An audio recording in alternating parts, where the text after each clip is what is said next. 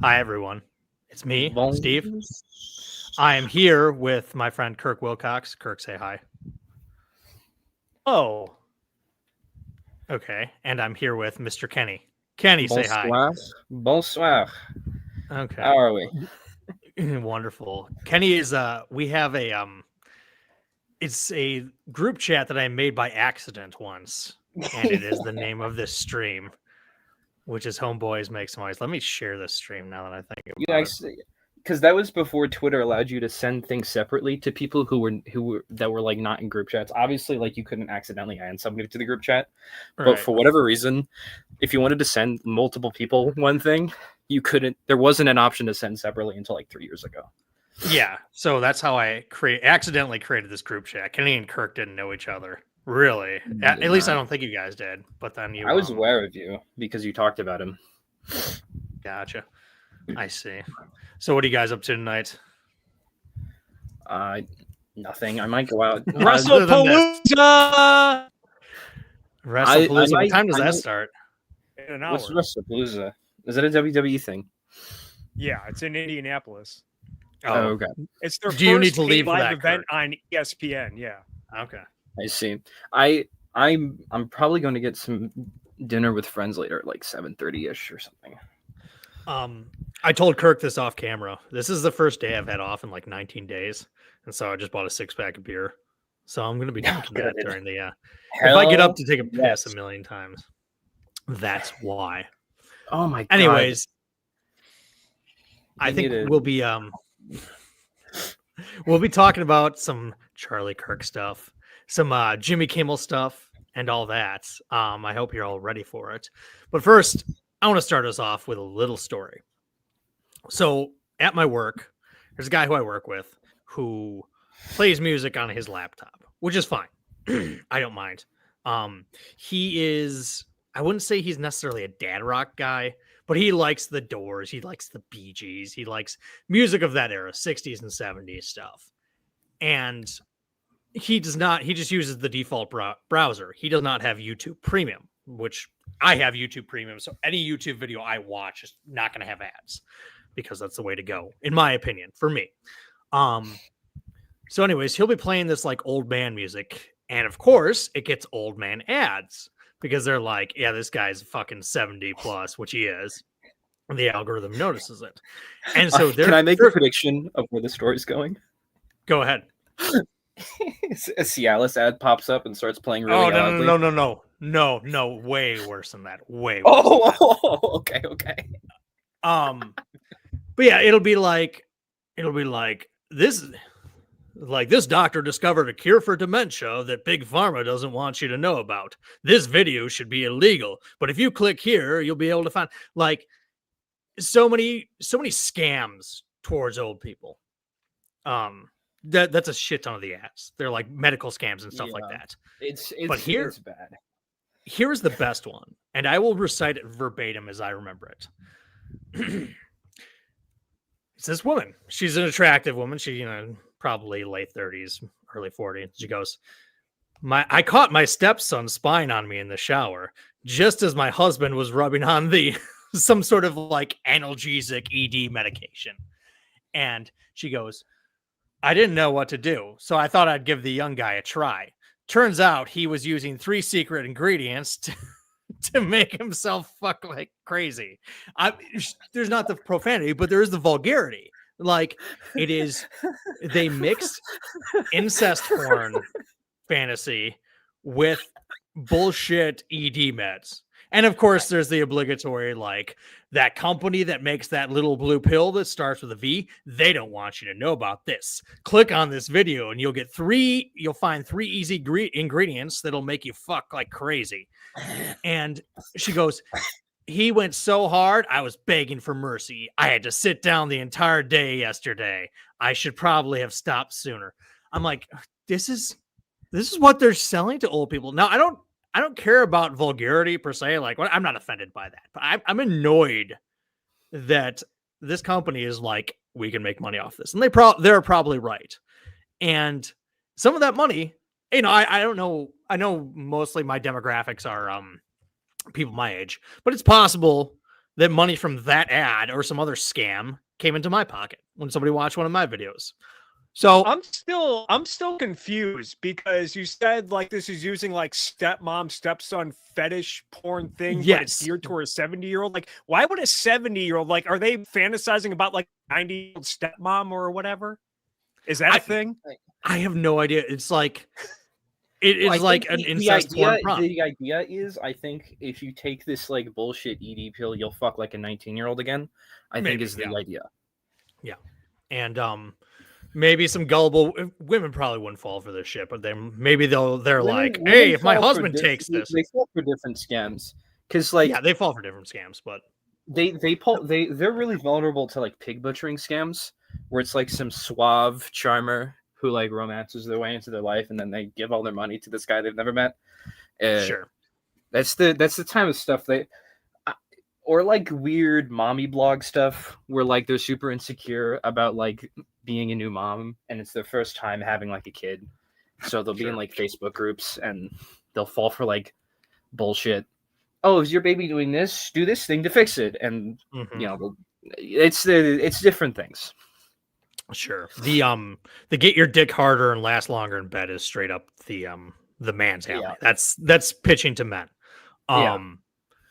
But anyways, I tell this story because it's like, God, the internet is so shitty in so many different ways. And there's all this discussion about our discourse now and like inflammatory rhetoric and it leading to political assassinations and stuff like that. To what extent is the internet mostly downsides now? I'm getting to the impression that it's like a lot of downsides because so much, at least on the content creation side, because it's like there's so much AI slop out there. There's so much. I've recently changed my mind on AI image generation. When it first came out, I was really big into it. I was really supportive of it. I was like, oh, this is cool technology. Think of all the things you can do. But the problem with AI image generation is that the people who find Hawk Tuah unironically funny will use it as well. And I didn't consider those downsides. In addition with like the misinformation that can be just spewed all over the fucking place. It's just last night it's bad. Last night a friend of mine unironically posted AI stops like, oh, you won't believe who showed up at Charlie Kirk's funeral. It was Marshall Mathers himself, Eminem. And it's like two of the different pictures of Eminem. He's like wearing two different shirts. It's like clearly AI slop. And I don't think his funeral's even happened yet. And I'm like, why did you believe this? Also, Eminem would not go to Charlie Kirk's funeral. No. Like that's not something that would happen. But that's the whole appeal is like, oh, Charlie Kirk was so great at his job that he even won over a liberal like Eminem. That's the part of the pitch, no? I guess. I mean, if you just know nothing about Eminem other than he makes music, I guess that could make sense. Which I suspect is probably a lot of people, especially older people, but sure. I mean, so what I'm saying here is obviously there's no turning back the dial. The internet is here to stay. It's just, I am beginning to think it's obviously there's a lot of like non-social media functions of the internet that are incredible, but I'm beginning to think that like social media and independent media are more downsides than good sides. And they're not doing it on behalf of corporate interests, Stephen. Isn't that a good thing?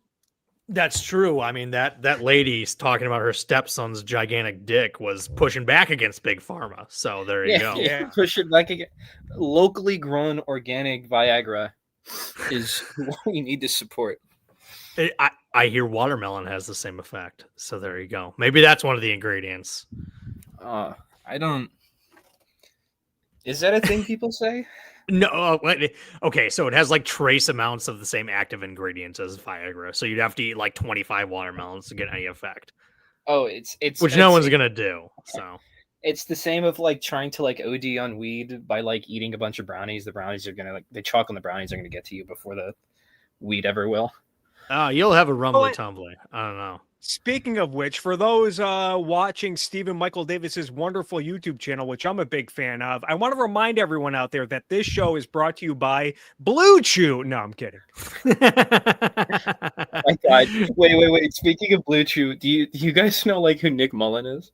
No, I know the name, but I'm not familiar with him. So Nick Mullen's a comedian, and well, you've seen the Adam Friedland show and some of the clips that have come out from those, especially the Richie Torres one.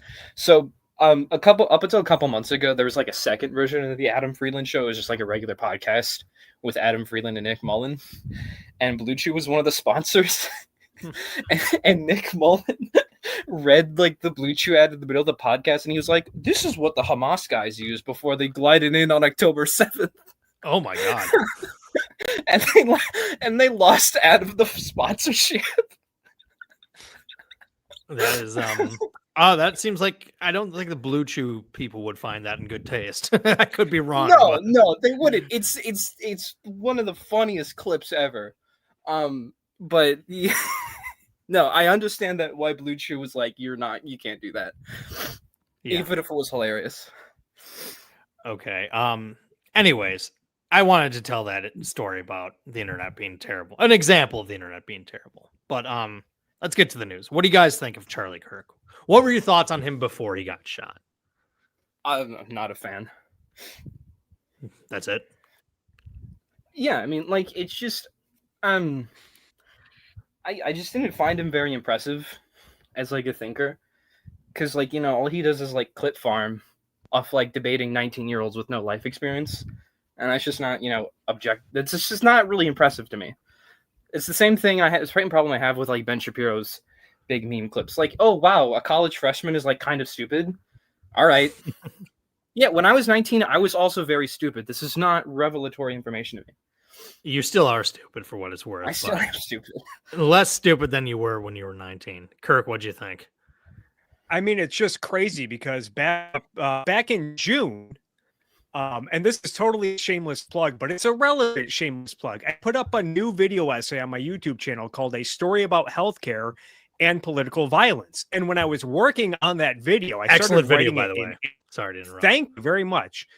I started writing it in April, and as I'm writing and editing and doing research and recording and re-recording, rewriting, it's like every week there was another case of political violence. And so like it became more and more about this growing, I think, ominous trend of political violence. And then in the conclusion, spoiler alert, I mentioned how political violence is often met by politicians who want to, erode whatever liberty and freedom we have left. And what horrifies me is I think Charlie Kirk is just his assassination was horrible. I think it was definitely an attack on free speech. It really shook me for a few days. I'm not going to lie.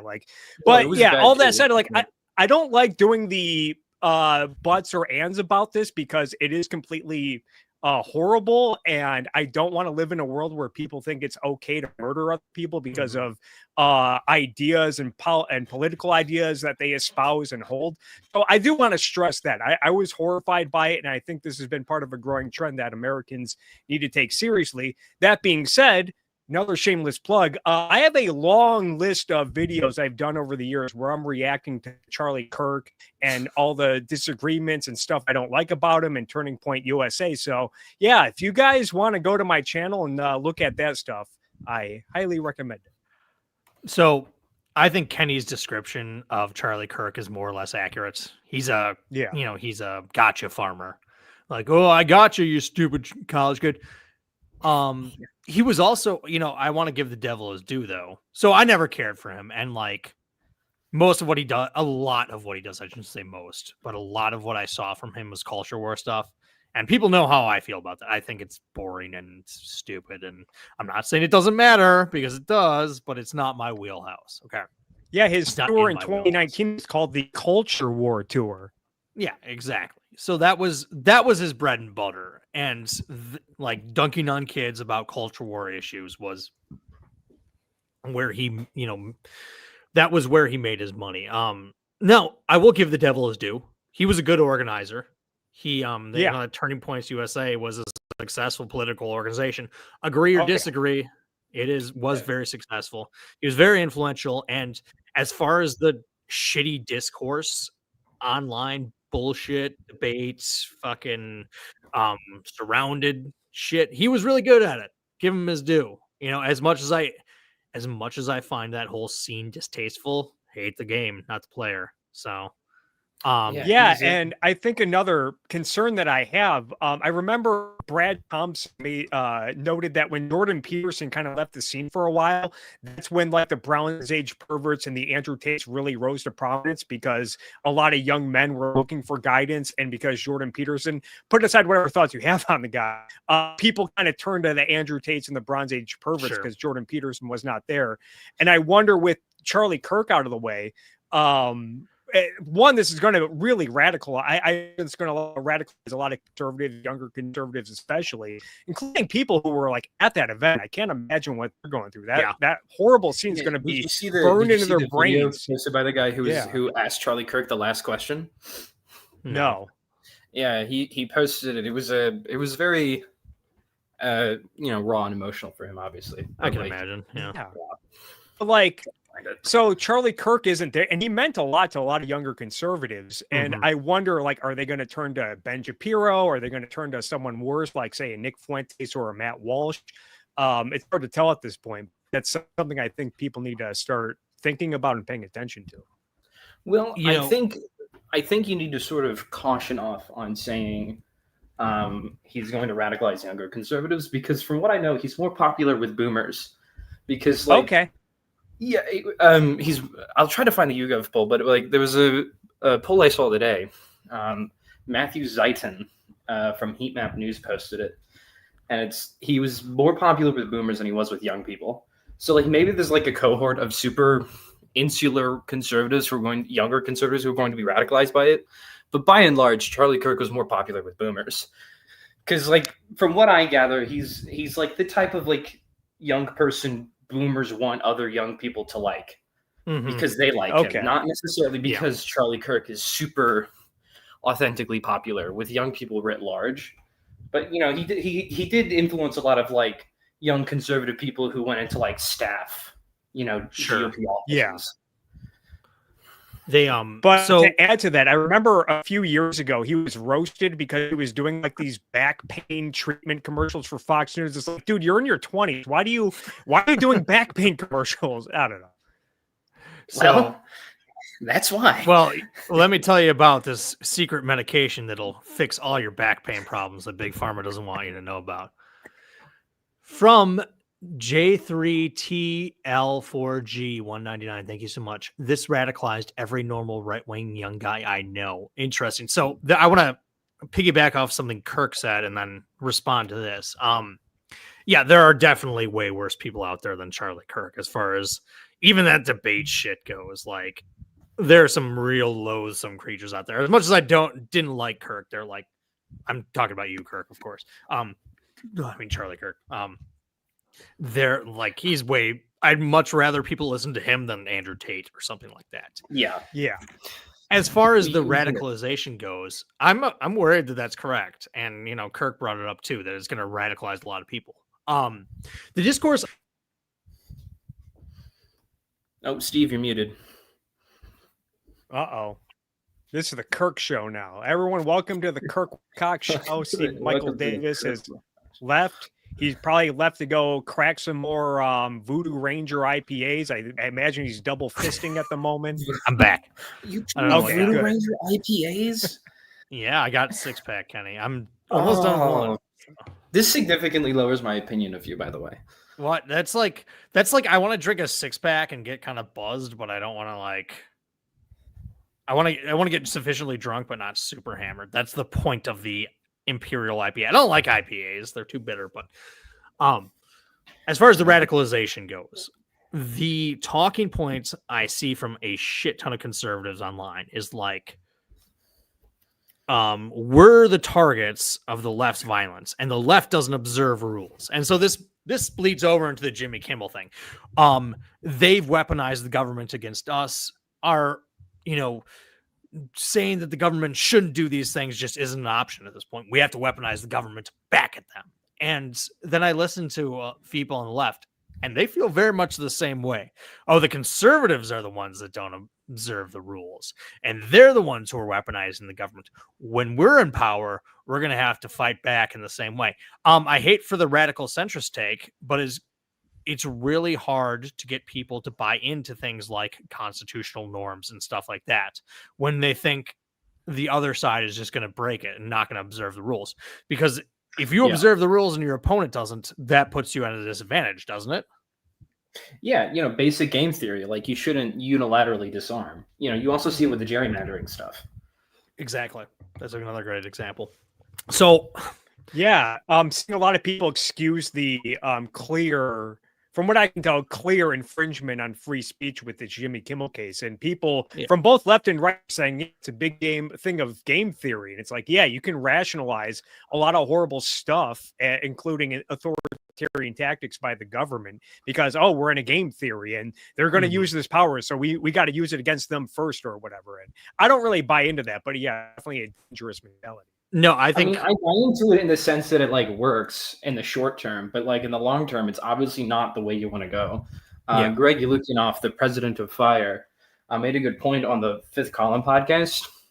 It was released today or yesterday. Well, I listened to it this morning.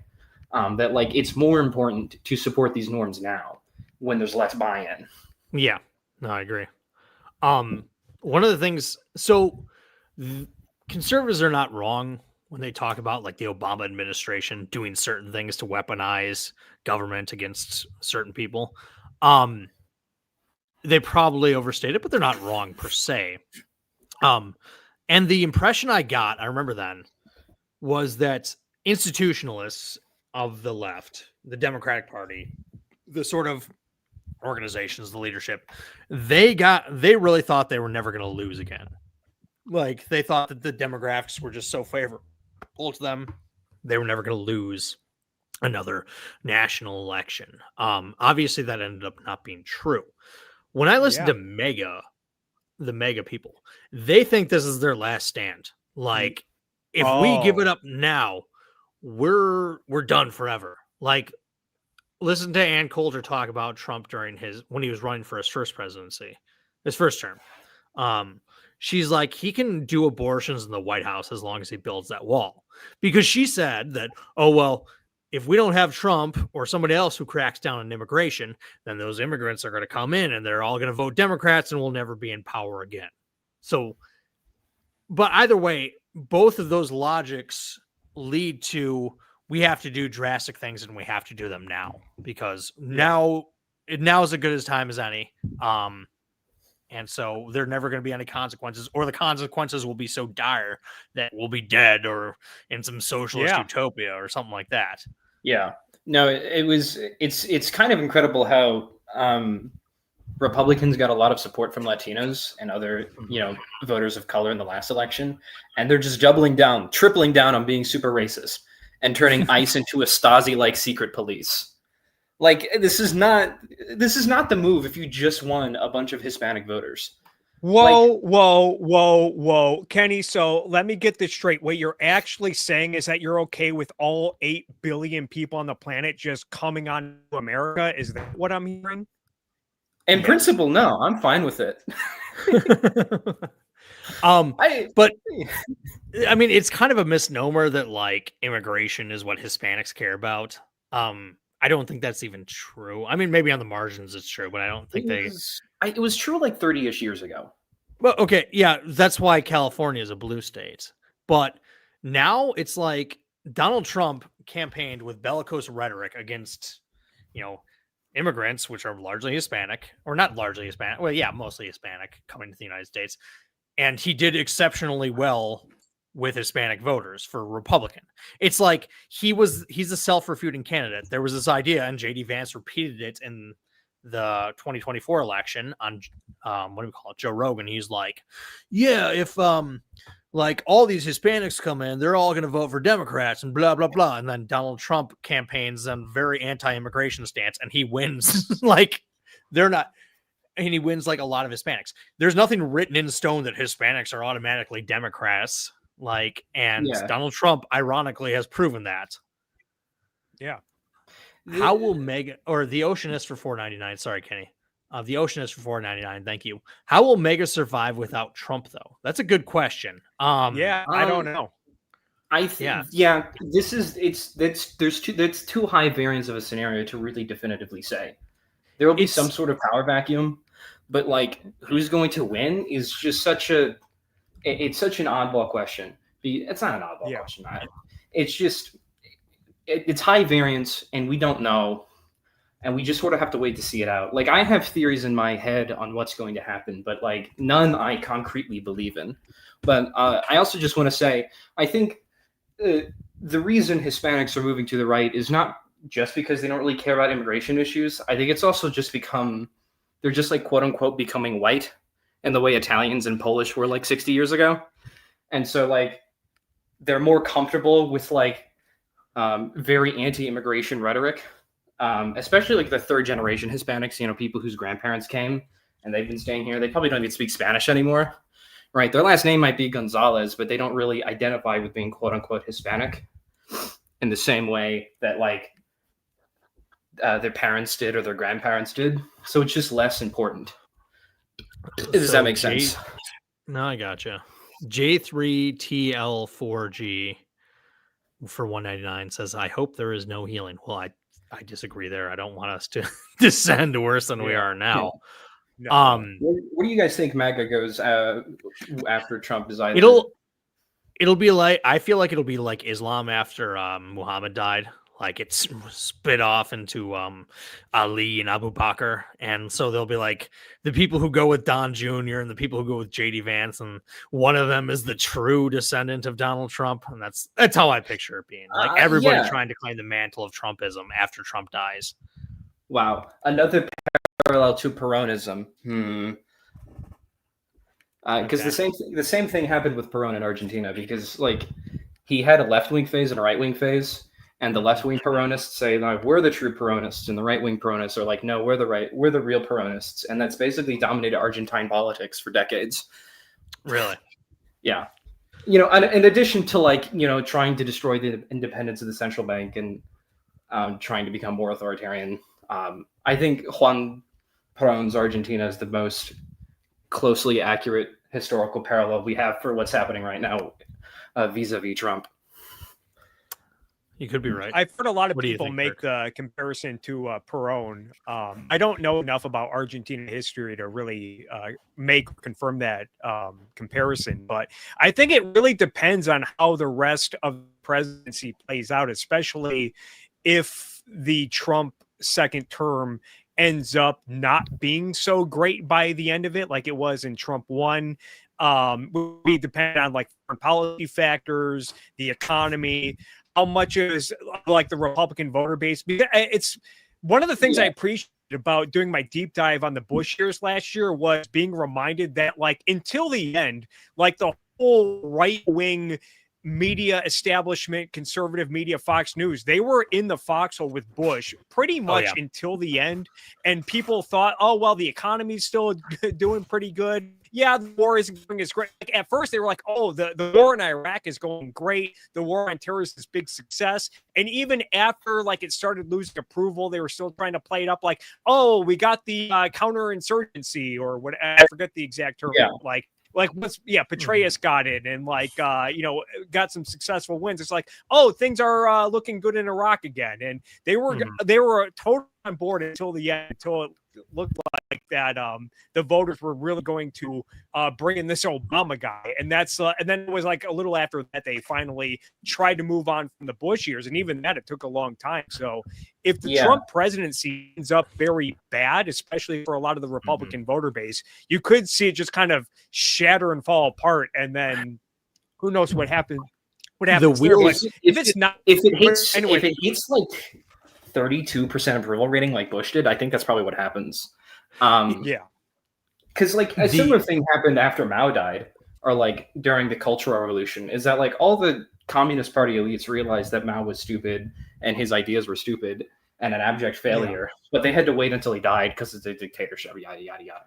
And that's how when you got like Deng Xiaoping, who significantly moderated the party and opened up free market reforms. So I think, going down the late 2000s Republican Party path, or like the Communist Party post Mao, where it significantly moderates or just reinvents itself in some way, is I want to say the most likely path, because I don't know. So the wheels really fell off of the Bush administration with the bailouts. That's when like people were like, okay, this is fucking terrible, because like all of a sudden you're like the country just enters this horrible recession. So you lose your normies there. And then like, that's when the Tea Party movement started. It's not what the Tea Party movement ultimately became, but there were a handful of conservatives who were like, hey, talking about violating capitalism to save capitalism is bullshit. And so you got this nascent Tea Party movement. Of course, it basically evolved into an anti-Obama movement years later, but that's where it started. You lost a bunch of conservatives there.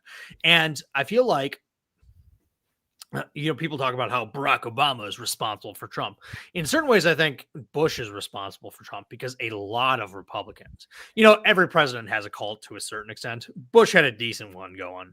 And a lot of people spent a lot of time carrying the water for George W. Bush and looked humiliated by the end of it, because the Iraq war had gone south. The economy had gone south. He had 30% approval ratings. And so that whole resentment carried over into Trump, who really harnessed that resentment. And I think that's a big factor anyways. The number one schmuck for $5. Sorry. So the number one schmuck, you must have taken those 3 ingredients to have the number one schmuck. MAGA may go into remission after the Don leaves office, but then we just have to wait until 2044 until President Barron Trump. That is a definite possibility that the Trump family is involved in politics indefinitely. Kind of like the Kennedys, kind of like the Bushes. We'll see. Yeah, Kirk, you're shaking your head. It wouldn't be like the first time like an authoritarian leader, like decades later, their kid or whatever becomes president. That happened in the Philippines, with Uday Kusei. Yeah. Kirk, what were you saying? I'm sorry, I interrupted you with this.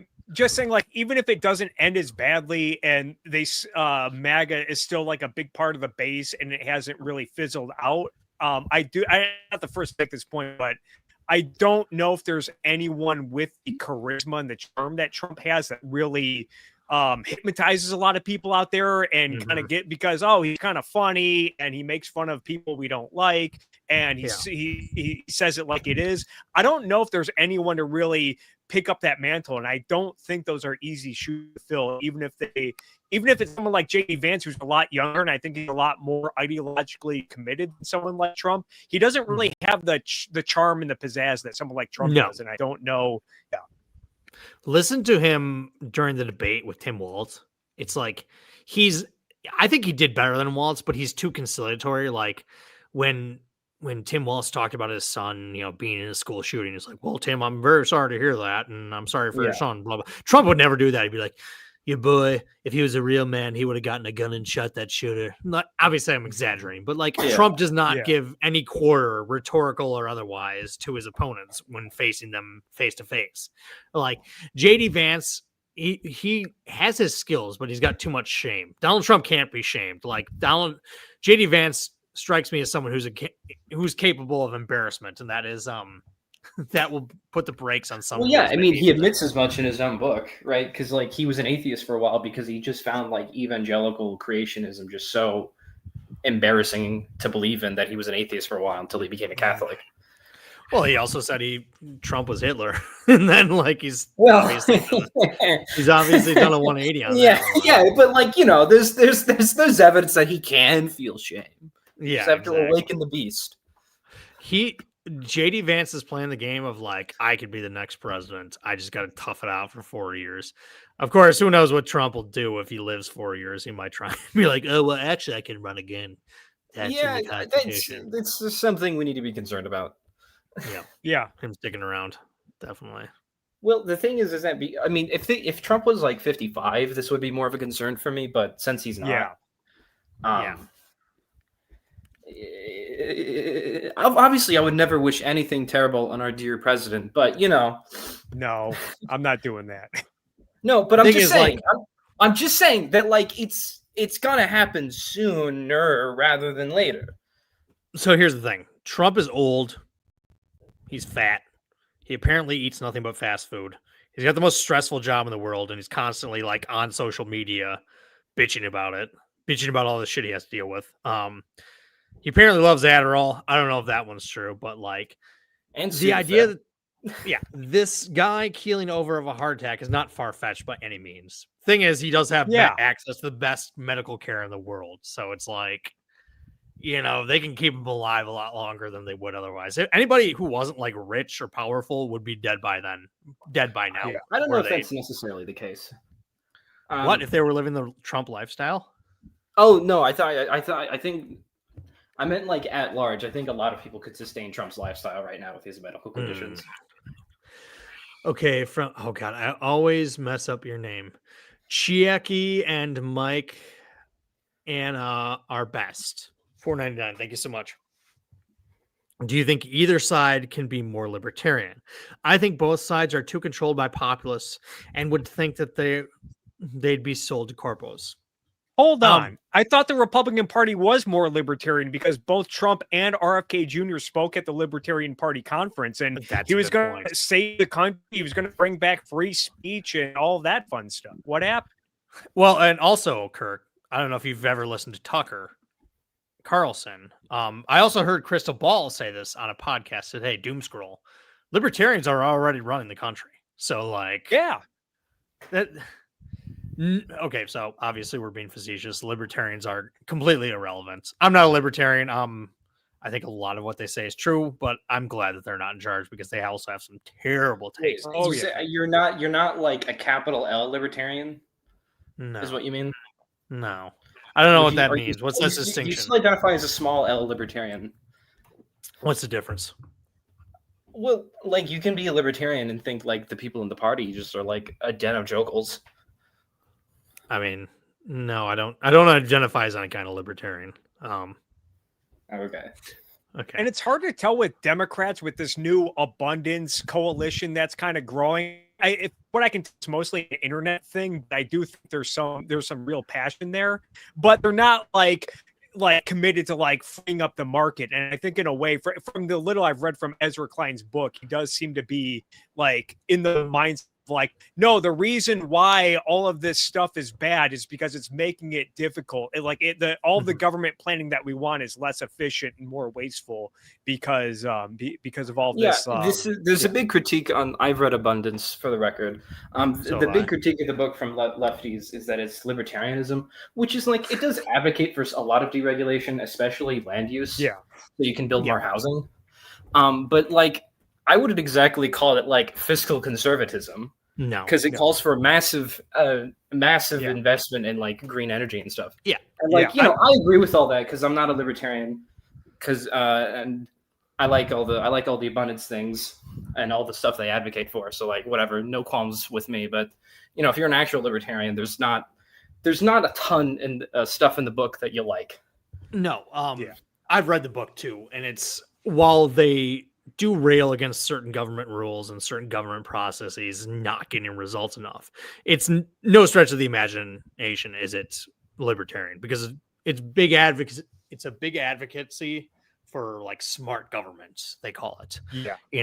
And the reason, and you can tell lefties hate it because they're saying everybody who champions the abundance movement is paid off, of course. And it's neoliberalism, and neoliberalism just means bad when you're a progressive, neoliberal bootleggers. Yeah. Neoliberal bootleggers. Which I think is kind of a misnomer because the person probably most sympathetic to like Abundance's goals is like AOC of all people because she's significantly moderated since 2018. So why progressives hate abundance. It's not necessarily that they disagree with its goals, though there are definitely some anti-growth lefties, and they would agree with the goals. The reason why they disagree, why they hate it, is because it doesn't say that every problem is the result of billionaires and corporations. Yeah. They are focused on infinitely dividing the pie of the economy instead of what you do. I'm walking around and pacing because I hate sitting down. Yeah.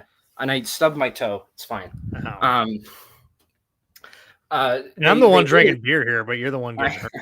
Come on. And I had a glass of wine earlier, so maybe I'm a little. Oh, shut up.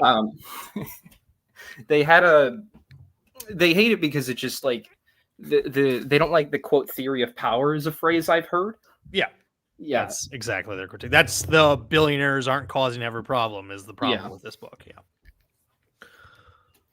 Sorry, I didn't mean to interrupt you. No, it's fine. That was basically my point. It's just that they don't believe in the supply side of economic constraints. They think politics properly understood consists of demonizing corporations and billionaires. And yeah. And that which is frustrating because I am a guy who wants the government to do a lot of stuff. It's embarrassing that the California high-speed rail thing costs like $35 billion fucking dollars. It should not cost that much. Now it's up to 100 billion. Yeah, 100 billion. I think it started off at a 35 billion estimate, but now it's ballooned to well over 100 billion. And every local government's been trying to get its beak wet off of it, and it's been a total nightmare. I think I remember it might have been an Ezra Klein article from years ago in the New York Times. I might have read about that. I've read because before Abundance came out, I saw him kind of blowing the whistle on this for a few years already. I just want to say that Kirk is a coastal elite who lives in California. Yeah. And that's me and Kenny are real Americans. We are real Americans. We live in the heart of the Rust Belt. Yes. I was denied my birthright of a factory job when I graduated high school. So I had to go to college and I was indoctrinated by lefties. And that's why I'm this messed up man I am today. And now... Yeah, and now Kenny is. I think it's just because you're an alcoholic from Wisconsin. Alcoholic from Wisconsin. That's redundant. First of all, yeah, that's what I mean. It's just your culture is to just be a bumbling, Homer Simpson-esque figure. True. I did not go to college in Wisconsin though, so I don't even know if that applies. No, and I didn't drink much when I was in college either. It was I didn't drink much either. No, the whole it's a house party and there's millions of people, not millions of people, but a bunch of people and loud music. I was like, this is kind of draining on me. Don't be gay. Those were the best. No, I graduated college 5 minutes ago and I'm already missing the big house parties. Okay, well, going to some fucking beer pong game and some dingy basement isn't exactly my idea of a good time. But I discovered later when I was working. What's that? Well, that's the thing. I discovered later when I was working stiff that drinking by yourself and watching stuff on TV and playing video games is better. I realize that sounds very alcoholic-like, but hey, whatever. What are you gonna do? I always drink with people. I have a rule for myself that I'm not allowed to drink alone. Okay, fair enough. Kirk, what are you drinking tonight?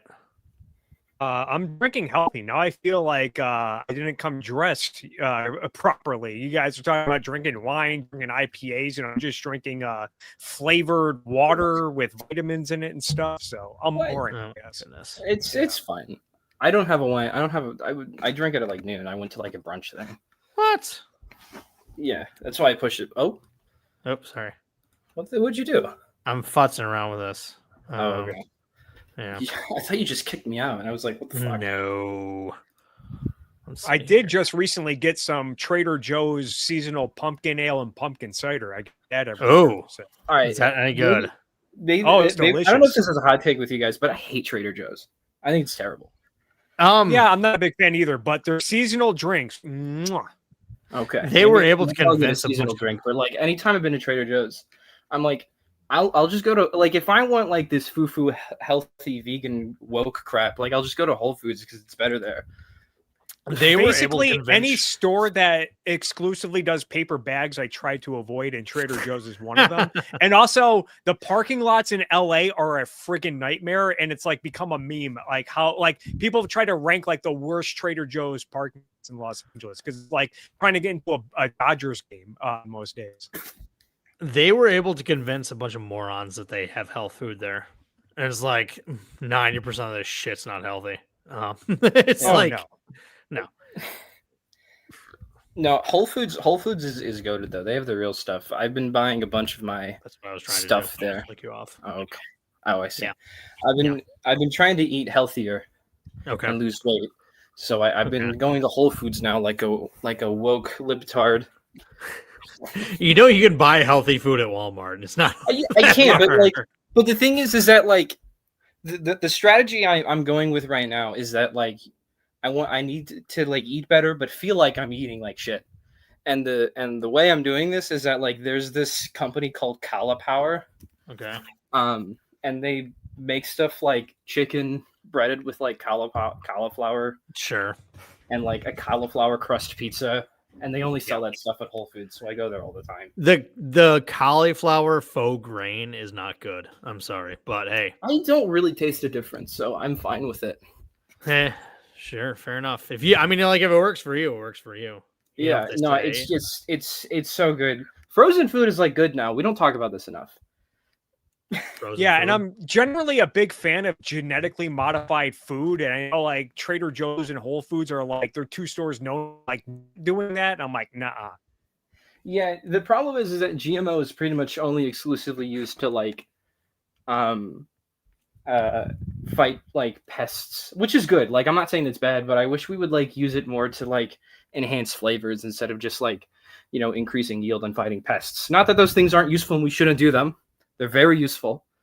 But like the original, like the first GMO crop, which is like that tomato that was released in 1996. The original pitch of that is like, oh, this tomato's juicier and tastes sweeter. And I was like, I kind of want to go down that path more. Yeah. I want to use GMOs to like make the food taste better. Like that's an underserved angle. Agreed.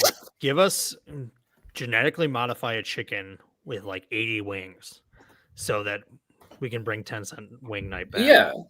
I want it. Yeah. They don't have to be big. In fact, they're better if they're little because then they're crisp. Yeah. Fry them up. Yeah. No, it's disappointing that we don't use GMOs for that stuff anymore.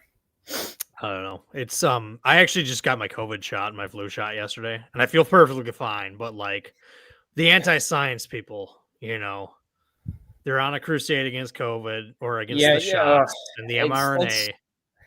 Is that why you're mad that Jimmy Kimmel lost his job? Because now you don't have a funny vaccine salesman to talk to you every night? Exactly. Who's going to indoctrinate me next year? Jimmy Fallon's still on. Fair enough, but he's awful. So and Seth Meyers is still on. Okay.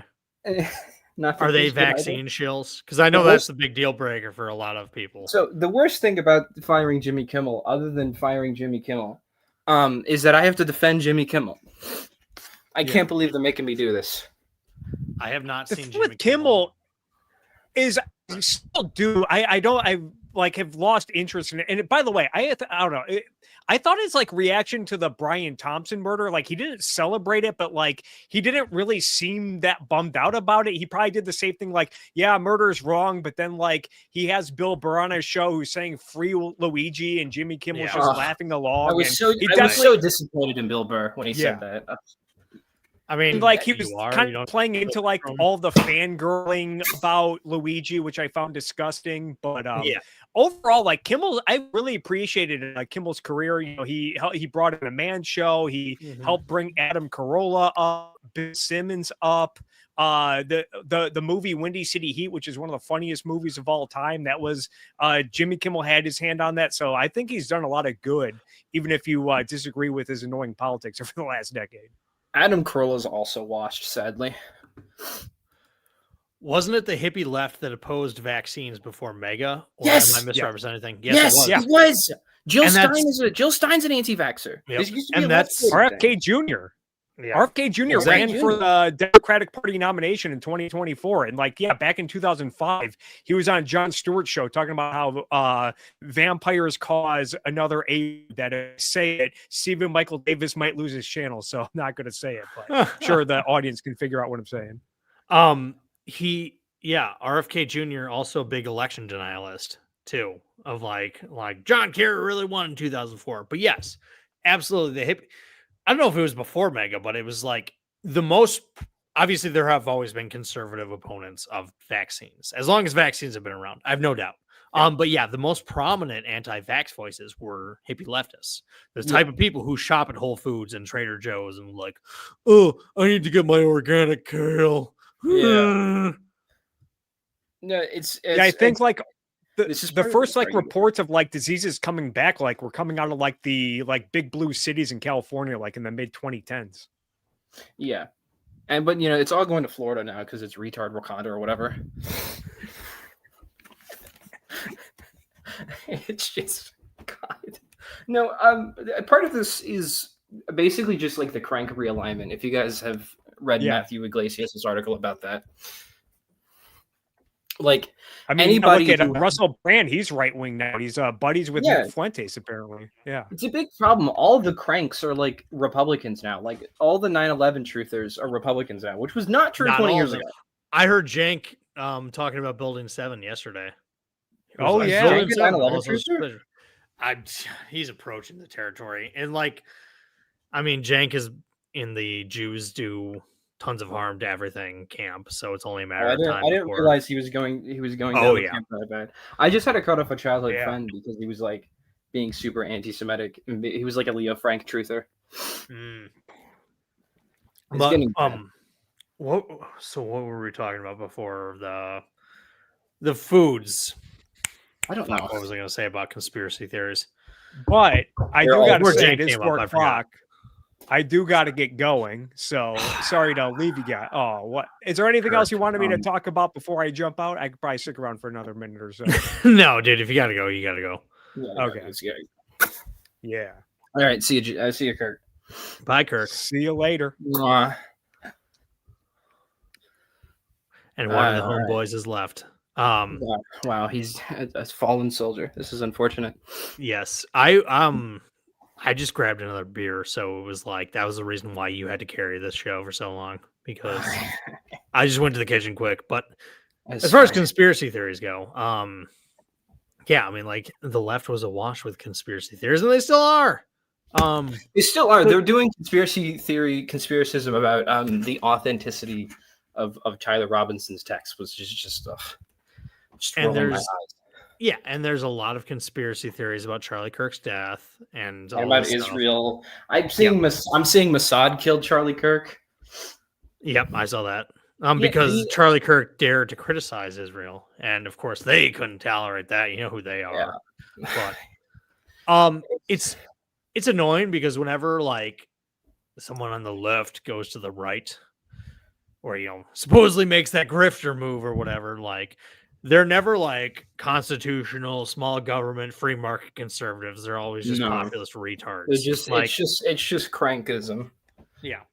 So like look at Anna Kasparian, look at Sean Head. They're making that supposed right-wing pivot, but it's like it's basically just they never like, well, actually free markets are very useful at doing a lot of things.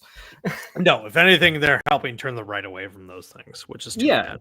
But because I think they're just dispositionally against those things, and I think part of the reason the right is becoming more anti-free market now, not just because of like these cranks, right? I think we in America sort of don't really understand that like the right was not the conservatism was not always friendly with markets. No, like that's a very recent phenomenon. Like it only made peace with markets in the 1950s or something like that. Because the old aristocracy, in like the 1700s or whatever, when liberalism was ascendant, was not exactly keen on self-made wealth because it undermined landed gentry.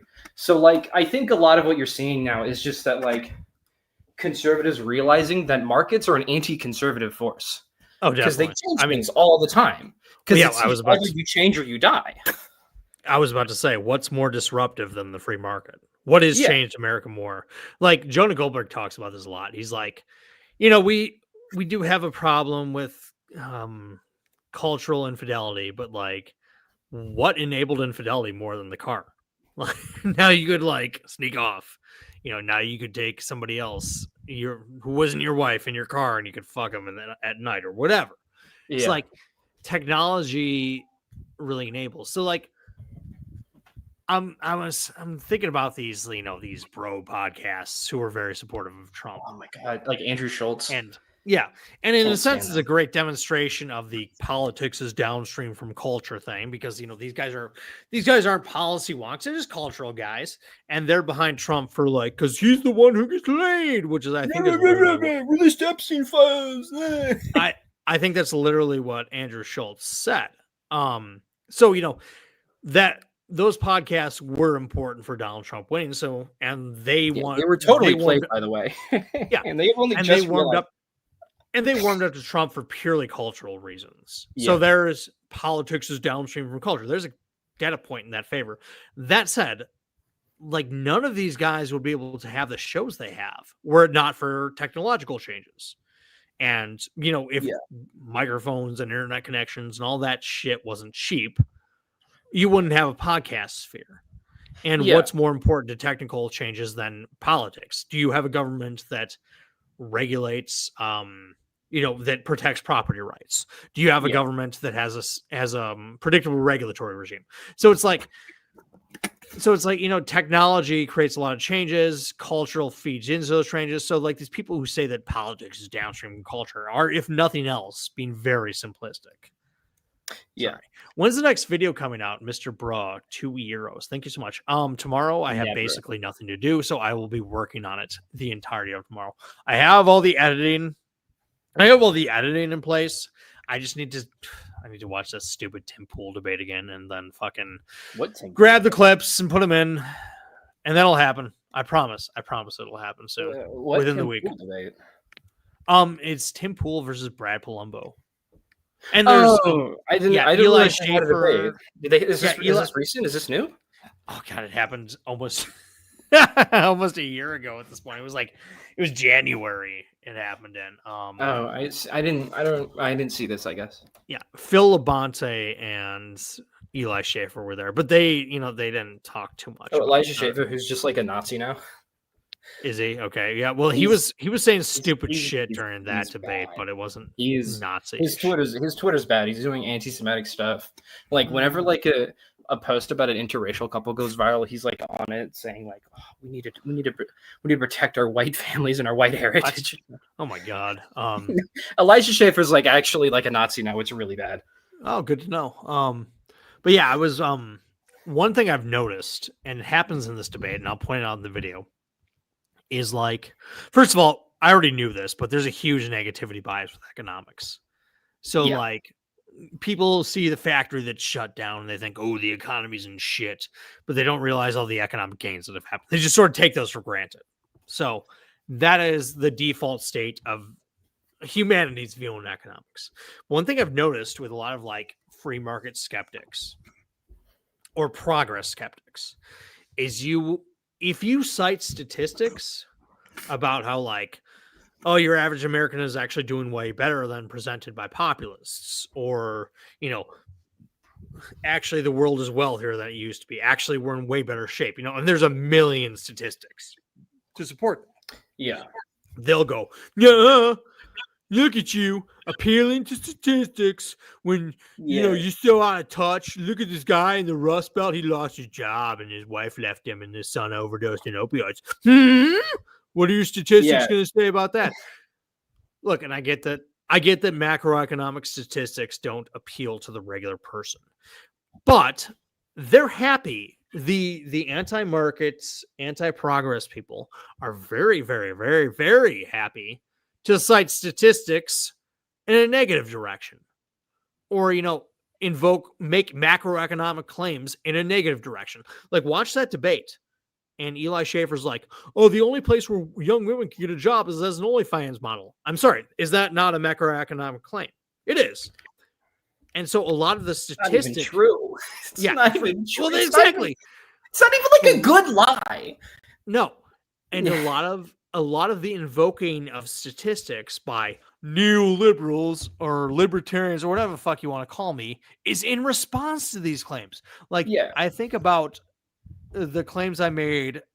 I think about what my earliest videos where I talked about free trade. Like, I invoked the statistics about how many jobs automation took away.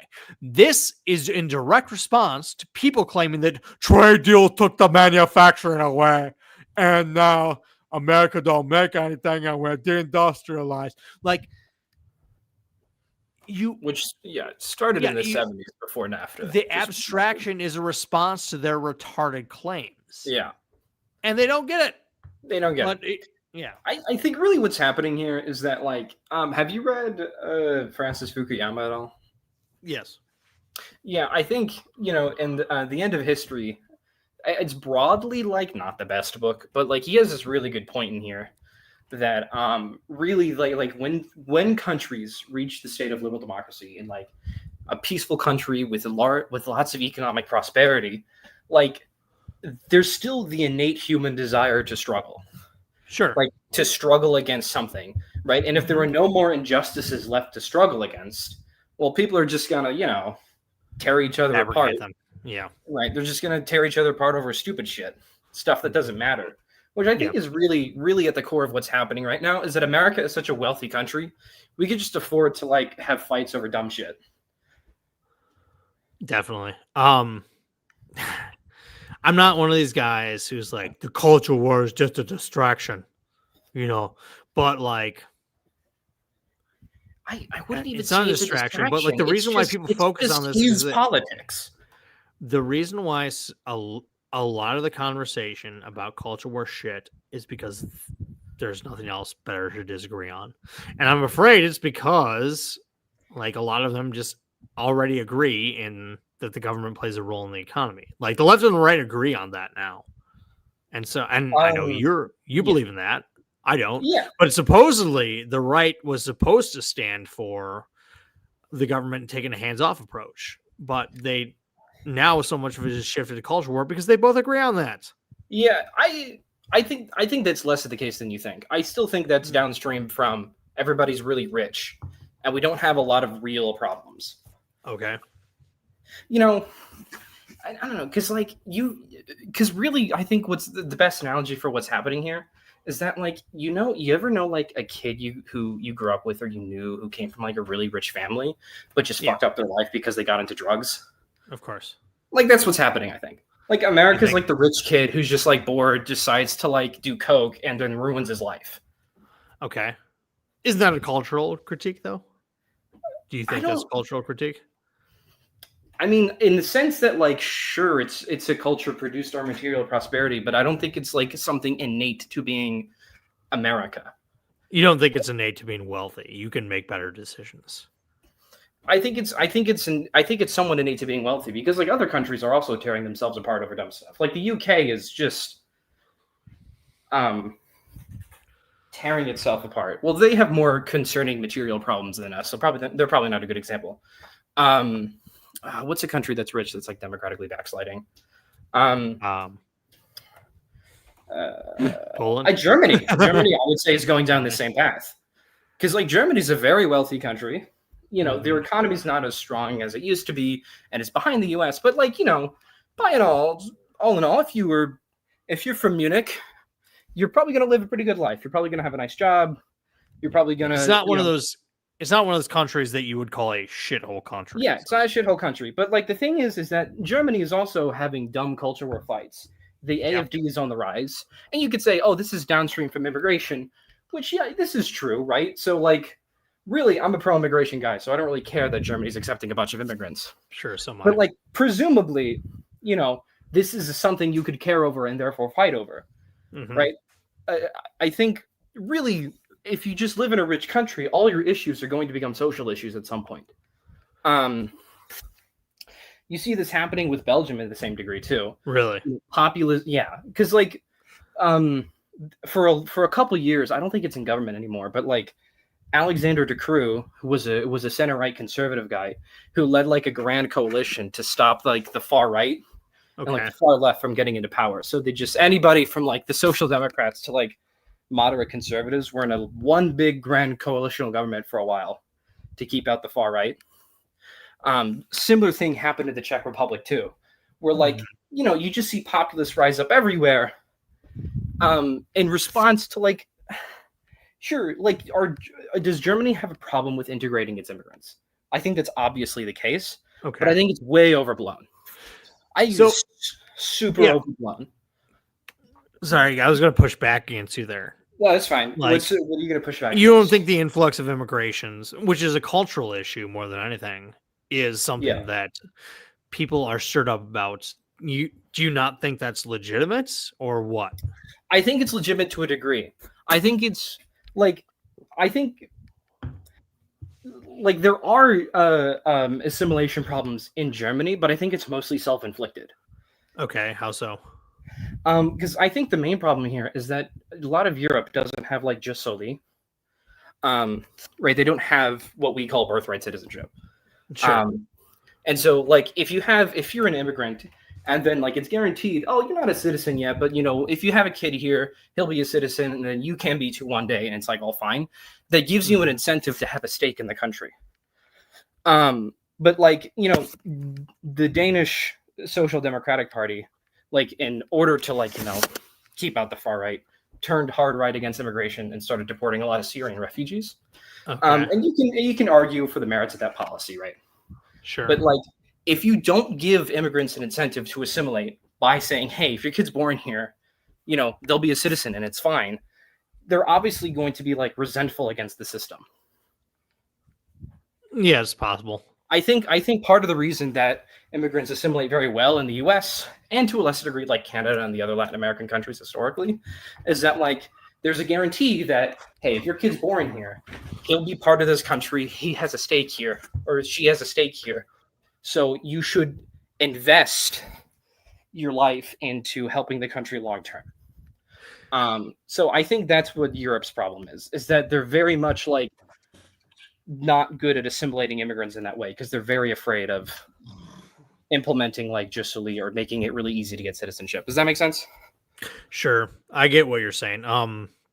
If you look at a map of which countries have birthright citizenship and which don't, it's overwhelmingly new world countries.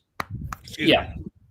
And that's a legacy of colonization. These colonies needed to bring in anybody to work the farms or whatever, and it wasn't really important as long as the mother country was getting what it wanted out of the colonies. Thing is, like, do you think? So I think you're right. In America, we're way more tolerant of a diverse group of people and such. Mm-hmm. Do you think that they just don't have that cultural sense in Europe because, like, they're more closely tied to ethnostatism there? Yeah. Or I also think part of the problem is that like Europe gets like immigrants from much poorer places. Like a lot of the immigrants in the United Kingdom, the super conservative Muslims you see on Twitter, who you check their bio and that says they're from London, they're like from super conservative parts of Pakistan.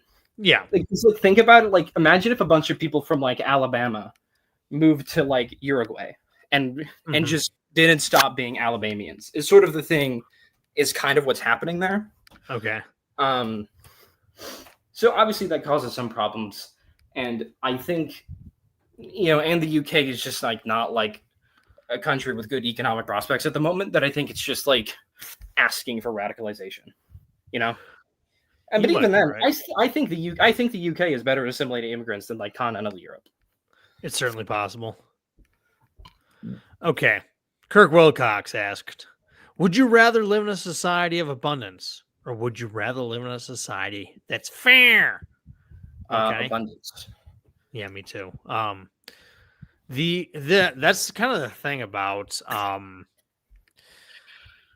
market economies is they create inequality. Because certain people are better suited to certain tasks at a certain time, and so they use that advantage to make more money. But obviously, it's a rising tide that lifts all boats. But inevitably, you want an equal society. Look at prehistoric man. Like you had the chief of the tribe who had 2 wives, and then everybody else was just fucking doing whatever. Maybe the priest had some clout, but whatever. I think I think there is a degree to which inequality is like a net bad for society. Oh, so what's the tipping point with inequality? I don't know. Because you're on the left and I'm not. Nice. So I also want to preface like, I'm quote unquote on the left, but I'm more amenable to like markets than most people on the left. I would say you're a liberal. You're not a leftist. Yeah. To quote the modern parlance. Yeah, I'm quote unquote loosely affiliated with the New Liberal Project, I guess you could say. Those people who I mostly agree with. Mm-hmm. I don't know. That's the thing, because like obviously the inequality in like feudal Europe was not good, and the way that was rectified was like liberalism becoming ascendant and saying, work your talents and then you can make your money in a self-made way. And that just sort of as a byproduct made people more equal just because they were able to freely move and freely exchange their labor. Like, I don't know what the tipping point is. Okay. Because like, I don't think, like, I can't, part of me thinks it's not good that all of the media in the country is being centralized by like a few big companies. And I'm just not sure what to do about that. See, here's the thing about that. And there's a few other mediums that have this in common. Like, I just watched a video about how Microsoft bought Blizzard and Activision. That's video games. And so they're like, oh my God, video game consolidation. Thing is, it's easier than ever to make an indie video game thanks to technology. And I would say the same thing is true with media. Like, several cable news companies can form, a gigantic conglomerate, but any schmuck with a camera, and I'm living proof of this, can start a YouTube channel and get tens of thousands of people to listen to them. Like, granted, we only got 60 some odd people. By the way, thank you for listening. But like, like, it's way easier to undercut existing narratives as far as a media landscape than it ever has been. There's a book called The End of Power. I forget who it's by, but I suggest anybody read it if they're worried about. Another book about this topic is Revolt of the Public by Martin Gurry, which I've recommended. That's an older one, isn't it? Yes. Yeah, but that's from the 90s. No, it's from 2014, and he made a revised edition with a couple new chapters about his predictions in 2018. Gotcha. So it's kind of old, 11 years old, but not that old. Okay. Yeah, no, that's not old. I think Moises Naim, The End of Power, that's March 2013, so that's not much older. So, it's So I think you still have the problem with this sort of centralization of power, though. Because like, sure, you any schmuck with a camera can theoretically make an impact. And I'm not denying that's the case. But like Elon Musk has like constantly been asking the Twitter developers to pump the algorithms in favor of stuff he likes. Sure. And like, we both agree that social media writ large is becoming a net negative. And like, sure. I don't want one of the biggest social media platforms, and certainly the ones all the intellectuals and politicians and academics, congregate on to discourse, to be at the whims of, Elon Musk and his coke or ketamine vendors. Like, now, is the response to that government regulation? I don't think so. But it's something we ought to be wary of. I'm not even saying you're wrong. I just think that consolidation is less of a problem than it once was. Yonatan S4G Mehari. It's my 24th birthday. Happy 24th birthday. I also just turned 24. Happy birthday. Hey, there you go. I was miserable at 24, so there was that. Yeah, I had a job. I'm miserable, but like not really. Okay. You know it. Well, you've seen. I've talked to you. Like, you know what I mean. I'm just waiting for my thing. Yeah, I got you. Yeah, and I'm not gonna say anything, but yeah, I hope it goes well. All right, blah for $5. It's a mistake to lump Latino voters together. Immigration has never been a big issue for me as a Puerto Rican. Puerto Ricans obviously with that caveat. Obviously, not all Latinos are the same. Even though they all kind of look the same, and they all hate each other for reasons I can't understand. Just kidding. And like Cubans and Venezuelans are famously more conservative because they had shitty leftist regimes, so I don't necessarily blame them. Whereas other Latino immigrants are more moderate or left wing. So it's like, you're absolutely right. I still think my point writ large that like Latinos are quote unquote becoming white in the way Italians did like 100 years ago. I still think that's generally true, even with those caveats. I generally think you're right. I know a lot of Hispanic families that like their kids or their grandkids really don't speak Spanish. They learn more English than anything. Yeah. And they're obviously married into non-Hispanic families and such. Yeah. What do we call it? But yeah, like you're absolutely right. Like there's how many Latin American countries? 13 or something like that. Different histories, different experiences. They the fact that we lump all black people together just motivated some academics to lump all Latinos together, even though like black people who are the descendants of slaves and Nigerians have very little in common as far as the American experience goes. Yeah. So it's just, there's this very reductionist view in political science around racial politics that has led us to believe that like Latinos are a monolith, and it's just not true. There's no group that's a monolith. Granted, some groups are closer to monoliths than others, but like Latinos are a pretty diverse group as far as politics go. Yeah. Kenny, what's your Twitter? At Gaslight Your Mom. Yes, it's linked below. Mr. Bro for $2,000. Thank you. £2 actually. £2, whatever. £2. We only do things in American money here. Real. I have some pounds from when I went to London a few years ago. Somewhere. I have 1,000. I believe it's 1,000. Might be 100 Icelandic dollars in my safe. Oh, from before they adopted the euro? No, they don't have the euro in Iceland. They don't. I thought they did. No. Let's see. Either way, it's like $8 worth of money. Oh. Real money. Okay. Is Iceland a euro country? I don't think they are, because they had their own. My some family members went on a trip there and they were all doing that money. Have you left the country, Steve? What's that? Have you left the country, Steve? Multiple times. Oh, okay. I've just never heard you mention that. No, Iceland is not a member of the European Union. Yes, therefore does not use the euro currency. Like I said, thought they would. Nope. They're part of NATO. Maybe I was mixing up the two. Are they part of NATO? I think I think they all the Nordic countries are part of NATO. Is Iceland? I guess that's right. The Iceland is not a part of NATO. I mean, are part of the EU. Huh. Yes, Iceland is a NATO member. Yeah, because NATO just gained Sweden and Finland. They did, all the Nordic nations. Which was great. I was. I was really frustrated with like Swedish foreign policy for a long time, because it's like, guys, they're coming for you. They keep violating like your air and sea space by putting submarines.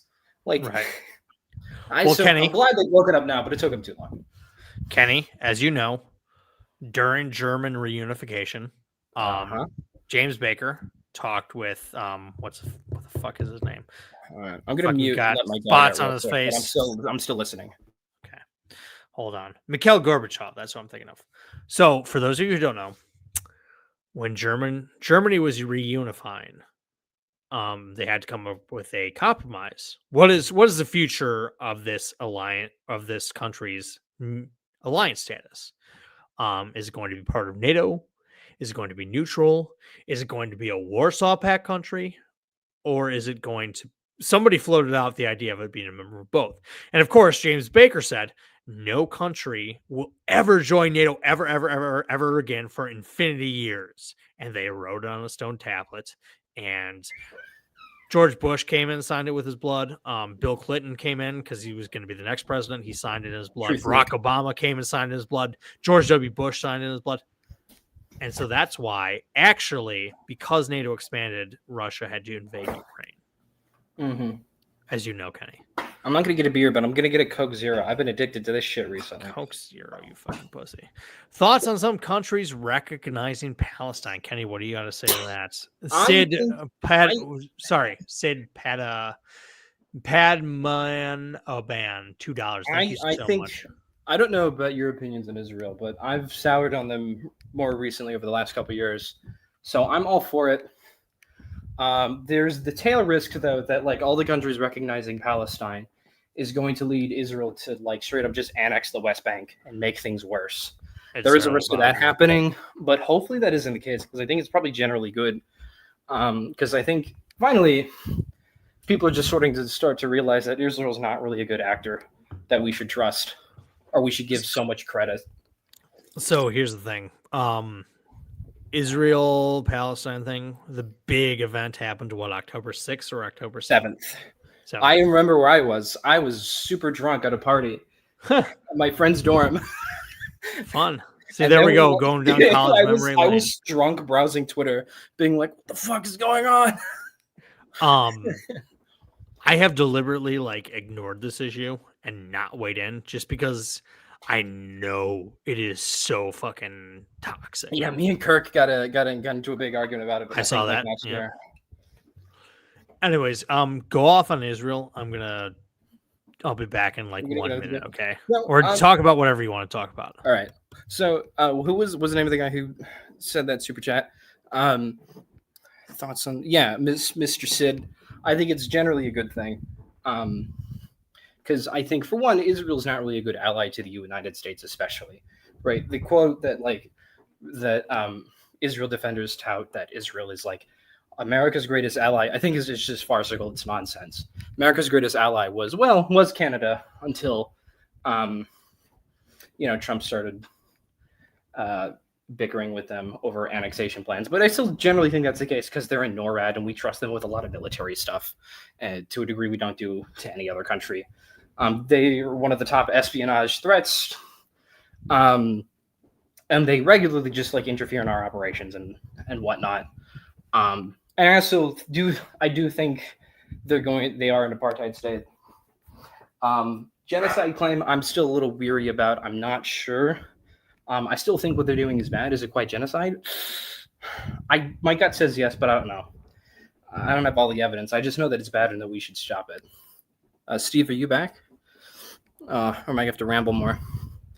Those are my thoughts on Palestine. But I think... I'm back. There we go. A big problem with Israel, though, is that I think some William B. Fuckley... William F. Buckley? No. William B. Fuckley. It's a Twitter account. It's like a joke. Okay. He tweeted recently that we live in the worst possible world, which is that anti-Semitism is on the rise, and Israel is much worse in his actions than we previously thought, and deserves much more criticism. And both of those things being true is just such a disaster. Because I think it's bad that Israel is debatingly committing a genocide, and also not being very useful as an ally, right? Because I don't know if you heard me, but I hate this bullshit notion that like Israel's America's greatest ally. Not even the greatest ally in the Middle East. You're snubbing this ally in the Middle East. Obviously, the Jordanians. Okay. The Jordanians, they're our best friends. I love them. I love the House of Hashem. Glory to the House of Hashem. But like, I calling it, for one, it's also an insult to Canada because we trust them with a lot of military stuff. But like, sure. And NORAD, which tracks Santa Claus. Right. You know. I mentioned NORAD in your. Yes, I heard that. Yeah.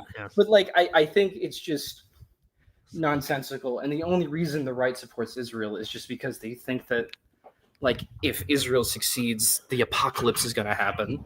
There are some wacko Christians out there who are like Mike Huckabee, who was our ambassador to Israel, who's like, you ain't going to take it. Don't come back when Israel does X, Y, and Z.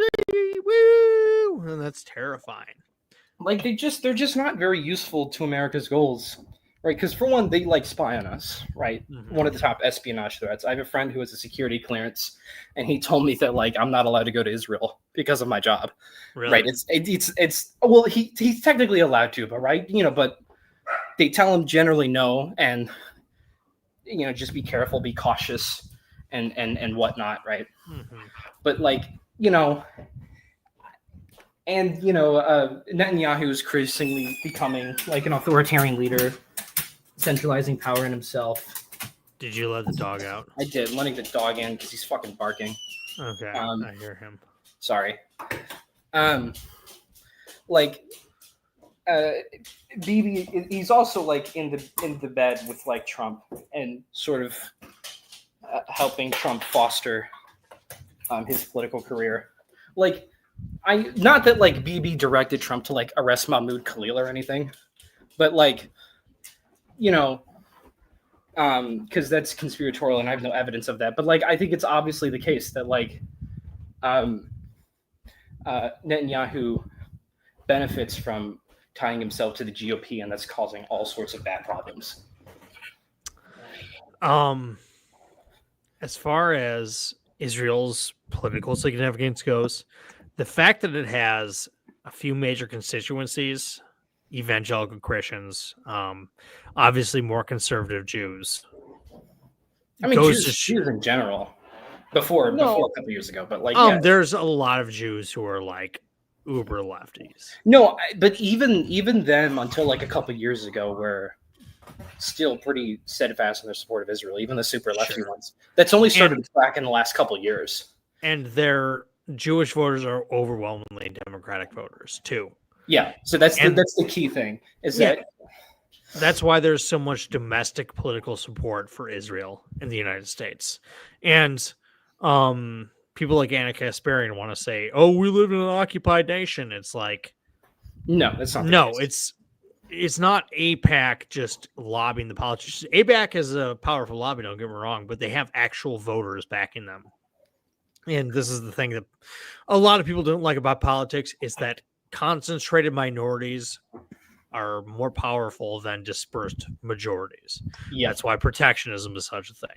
That's why, Israel is such a thing. That's why the Cuban embargo was kept on for so long, though. Exactly. That's hopefully now that Cubans are solidly right wing, and then like Florida's a Republican state, hopefully the Dems will finally like get rid of the Cuban embargo, because it's just such a terrible policy. I mean, Obama did, and then Trump reversed it. Again, somewhat permanently. Right. But concentrated benefits is the reason why we have the ethanol subsidy. All this shit is because a small group of people who are motivated and focused will overpower in democratic politics a large group of people who have a preference but don't particularly care about it. So that's why Israel looms so large, is because they have constituencies behind them, domestic constituencies.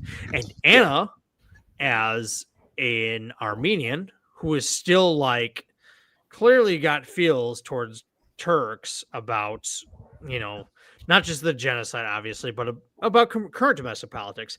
There's an argument on the Young Turks main channel between Anna and Jank about Azerbaijan. Like 99% of Americans don't care about that. But of course, Turks and Armenians are thinking about it. They're thinking the same way Israelis are thinking of, or Jews are thinking about Israel. The same way evangelical Christians are thinking about Israel. And it's like, I'm reading a study right now that's about like ethnic lobbies. Yeah. And it's so John Mearsheimer and somebody else, I forget who, wrote the Israel lobby, 20 years ago. And it's all about how like AIPAC controls American foreign policy, how horrible. And this is a study from Brookings about how like actually a lot of ethnic lobbies have clout because, again, concentrated benefits, dispersed flaws or dispersed downsides. So it's like the Jewish lobby, which is what the name of the book is, hardly unique in that respect. If anything, it's people are butthurt that they're better at it than other lobbies. Well, I think it's just because like, obviously this ties into like with anti-Semitism too. Oh, definitely. Because just like in a vacuum, there's like a lobbying group that like helps out Israel and is mostly backed by Jews that's super politically powerful. That just sounds like an anti-Semitic conspiracy theory with divorce from all the context. Anti-Semitic. Well, maybe you'll change your tune after this super chat. Corn Pop for $5 said, "Did you guys know that John Wilkes Booth was an Israeli operative? And did you know who really sank the Titanic? Israel." This reminds me of a funny conspiracy theory that was popular in the 1860s and 70s. There's a conspiracy theory that the Pope killed Abraham Lincoln. The Pope? Yeah. Why? I think people just sort of forget that like anti-Catholicism was like a big thing in America until the 1960s. Oh, huge. Especially in the South. Especially in the South, outside of Louisiana. Yeah. Anti-Catholicism was huge. But like obviously the Northerners had their skepticism about Catholicism, so they were very sympathetic to this idea that the Pope killed Lincoln. And like, what motivation did? By the way, Kirk, you feel free to come back and quit watching your wrestling thing. But why supposedly did the Pope kill Lincoln? I forget what the motivation was. What? Okay. Well, there was this the conspiracy theory was spun by this like Quebec. I think it's been a long time since I first read about this, so I'm going to be very rusty about this, and I'll read up about it later and send it to you. But like from what I recall, there was this like Quebec immigrant to like the U.S. who I think was a Catholic. He was either a Catholic priest or he was a super devout Catholic. Okay. One of the two. And he fell out of the church for various reasons. And so he just, just like one of these schizo guys, he just started a newspaper that was anti-Catholic, spinning conspiracy theories about how the church wants to take down America because they oppose its values. Which, by the way, Kenny hates the Catholic Church. I do. Throwing that out there. I do. Yeah. Anyways, go on. Sorry. But like there was just spinning conspiracy theories about how like the Pope was plotting to take down the United States government, which like he was the first guy to invent those conspiracy theories. Mm-hmm. Those have been around for decades at that point. But like I think generally like it was just wrapped up in the conspiracy theories that the Pope wanted to kill the United States or whatever. My initial guess was that like because Spain and Portugal were so involved in the slave trade, then I remembered that the slave trade stopped way before slavery in America stopped. So that was just kind of my guess, but no. People will come up with anything. Yeah, that one's one of my favorite because it's so like there's just a big problem with, well, a side effect of like globalism and like the internet connecting us all is that like I'm not sure if you noticed this, all conspiracy theories are like converging. Oh, definitely. Into like one omni conspiracy theory. So that like you lose out on these like weird local conspiracy theorists. Yeah. Where it's just that like actually, the House of Hashem killed the Sultan of Egypt for various regions. Like you just don't get this anymore. And like it makes me a little sad. It makes me a little sad that like you can't like some guy from Quebec just like can't spin weird conspiracy theories that are very American centric. Dude, trust me, because American culture is super dominant. But like I don't know, like what were Swedish conspiracy theories like before the internet? I don't know. Trust me, you still get very local conspiracy theories. They just don't make the news. Like I've lived in Milwaukee again. I moved back to Milwaukee over 2 years ago, and like just chit-chatting with people when something big happens, even on a local level, like big for whatever, this store, big for this block, people come up with all sorts of shit. So they're there. Yeah. The conspiratorial mind is still present. They're just not making the internet. People don't post not, like, as shit. Detailed and thorough as they used to be, I feel like. Because like I've heard those too. Because I was working on like some campaigns here in my area. And like there was like one woman spouted a conspiracy theory that like, so I was working for a candidate, and like one of our talking points was like, oh, crime decreased while we were in charge or whatever, which is like true, right? Crime decreased, and it's obviously that's good. You want to tout that. And then like this lady whose door I was canvassing, she was like, well, she paid off the police. I was like, to the police who has an adversarial relationship with the mayor. Was paid off by them to why not? Yeah, right. I was like, all right, okay, fine. The police who hate the candidate I'm working for were paid off by her to show that the crime went down. All right, whatever. Okay, that's fine.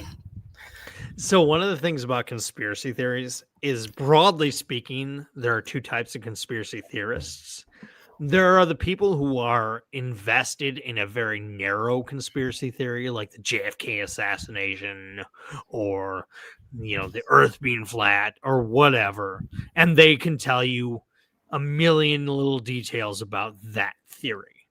Now, most of those details are wrong or misinformed or somehow askew, but they know their shit up and down. They know the narrative.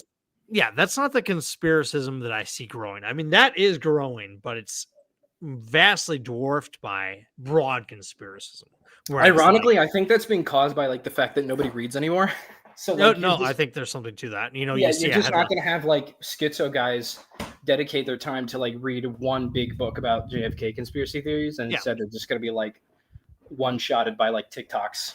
Well, that's exactly it. Like, what is more popular is broad conspiracism, which is like, oh, the world is being run by this evil organization and they're responsible for anything. Now, the difference between that and the micro-conspiracism is micro-conspiracy theorists, like, they're almost obligated to know the ins and outs of a given event, whether it's the JFK assassination or whatever, or the Boston Tea Party, or, any number of events that a conspiracy theory is developed around. They're up to snuff on all the little details, and don't get me wrong, again, they misrepresent things typically, but they're in the know. Whereas broad conspiracy theorism, which is more appealing, you can just it's basically like religion. You know how like certain religious people just attribute everything to God? You can just attribute everything to the Illuminati or the Freemasons or whatever. Yeah. Charlie Kirk got murdered. Yeah, that was the Jews. And then you just point to some potential motive, and that's good enough evidence. And of course, why not? There's always this omniscient, omnipotent force behind everything, whether it's the Jews or the Illuminati or the Freemasons or whoever the fuck. And so that is almost like, that's almost conspiracy theories dumbed down, because with a narrow conspiracy theorist, you at least have to know a thing or two. Yeah. With the broad conspiracies, you don't have to know anything. No, you can just yes, no, there was a tweet that went viral a few years ago, or like last year. It was just like, all conspiracy theories now are basically, I don't know about this, Scoob. It's just like a vague sort of distrust of elites or whatnot. Yeah, you just have to point in potential flaws with the existing narrative, the established narrative, which there are, most of the time there's going to be. You have to point a potential motive for like nefarious forces, and then you can attribute the rest to some malicious group who's pulling the strings on everything. Of course. Yeah, it's just sort of like, and Martin Gurry in Revolt of the Public talks about this a lot, how like, the internet is causing distrust in institutions. So like, generally, people are just going to be much more sour trusting government narratives than they used to. And that's one of his big theses in the book. Oh, definitely. Smart guy. Love Martin Gurry. What book did you write again? Say that again. I'm sorry. The Revolt of the Public. Okay, yeah, you recommend it. I think I pinned it in our text conversation. Okay, neat. Yeah, which Kenny you has can do that now on iMessage, which is so neat. Cool. Yeah, yeah, you can do that on iMessage. You can like pin texts. It's helpful. What are we gonna do, Kenny? Kenny, what are we gonna do? About what? I don't know. What's gonna happen with the country? Tell me. You're a Zoomer. You're smarter than me. Yeah. I don't know if I only got a 22 in the ACT. I don't know about that. What? Yeah. Okay, never mind. You're not smarter than me. Well, I didn't peak in high school, so maybe I'm smarter now. Neither did I, but I still scored. But I'm teasing, of course. But go on. Yeah. I don't know. Part of me thinks we're doomed. I hope you're wrong. Chad EXP low here. Chi, Aki, and me, Khan are best. Okay, you tell me that every time. I'm so sorry. 199. It's okay. I gotta write this down, and then I gotta memorize it, because you are so generous with your chats, and you're such a good fan, and I love you. If you got a Twitter, DM me. I will follow you back. I promise. Yeah. I follow most people back, but like, especially someone who's as generous and cool as you, I will follow you back for sure. It's I don't know. Part of me thinks we're doomed, because so I think we are going to have free and fair elections in 2028. I think the real thing we need to be concerned about is there going to be like January 6-2 or a second elector's plot? Mm-hmm. Yeah, I listen to like a lot of online leftists, and the opinion is split. They're like, the Young Turks is like, oh, actually, Trump has provided us a populist takeover, which would be awful in its own right. But then you have people like Kyle Kulinski, who's like, I don't understand. Like, everything's horrible. How do you? And I try not to be that negative. I'll get my SMS follow back one day. Yeah, DM me on Twitter or whatever. I don't even know what that means, but SMS you're in the chat. Text. It's what? I think SMS is like the text. Yeah, it's text messages. No, I probably won't give you my phone number. Sorry, if that's what you mean. It's So yeah, I think really that's what I'm concerned about, and I go back and forth on that all the time. So I don't know. Sure. So I think the chances of an actual civil war are pretty low. People are too lazy for that shit. Non-zero, but low, simply because rich countries don't really go to civil war all that often. No, there's too much to lose. I meant Stephen Michael Davis. Ha ha. Oh yeah. If you're on Instagram or you're on Twitter or whatever, just DM me. Then say you're Kazuki Zaki, and I will follow you back. I promise. Yeah, the thing is, as much as people bitch about like, oh, we're in this hellhole, we're in this third world country. It's like, no, you have. If you really had things that poorly, you would be taking much more drastic action. Yeah, you have so much to lose, and your actions very much speak to that. So the thing is that like, because we have to understand that like there has to be a certain amount of support and political capital for like some sort of coup or a actual authoritarian take over the U.S. Because like even dictators need a certain amount of internal support to keep the regime chugging along. Yeah, they need buy-in. They need buy-in from some constituencies. Like, for example, Bashar al-Assad's main constituency were the Alawites along the Syrian coast, right?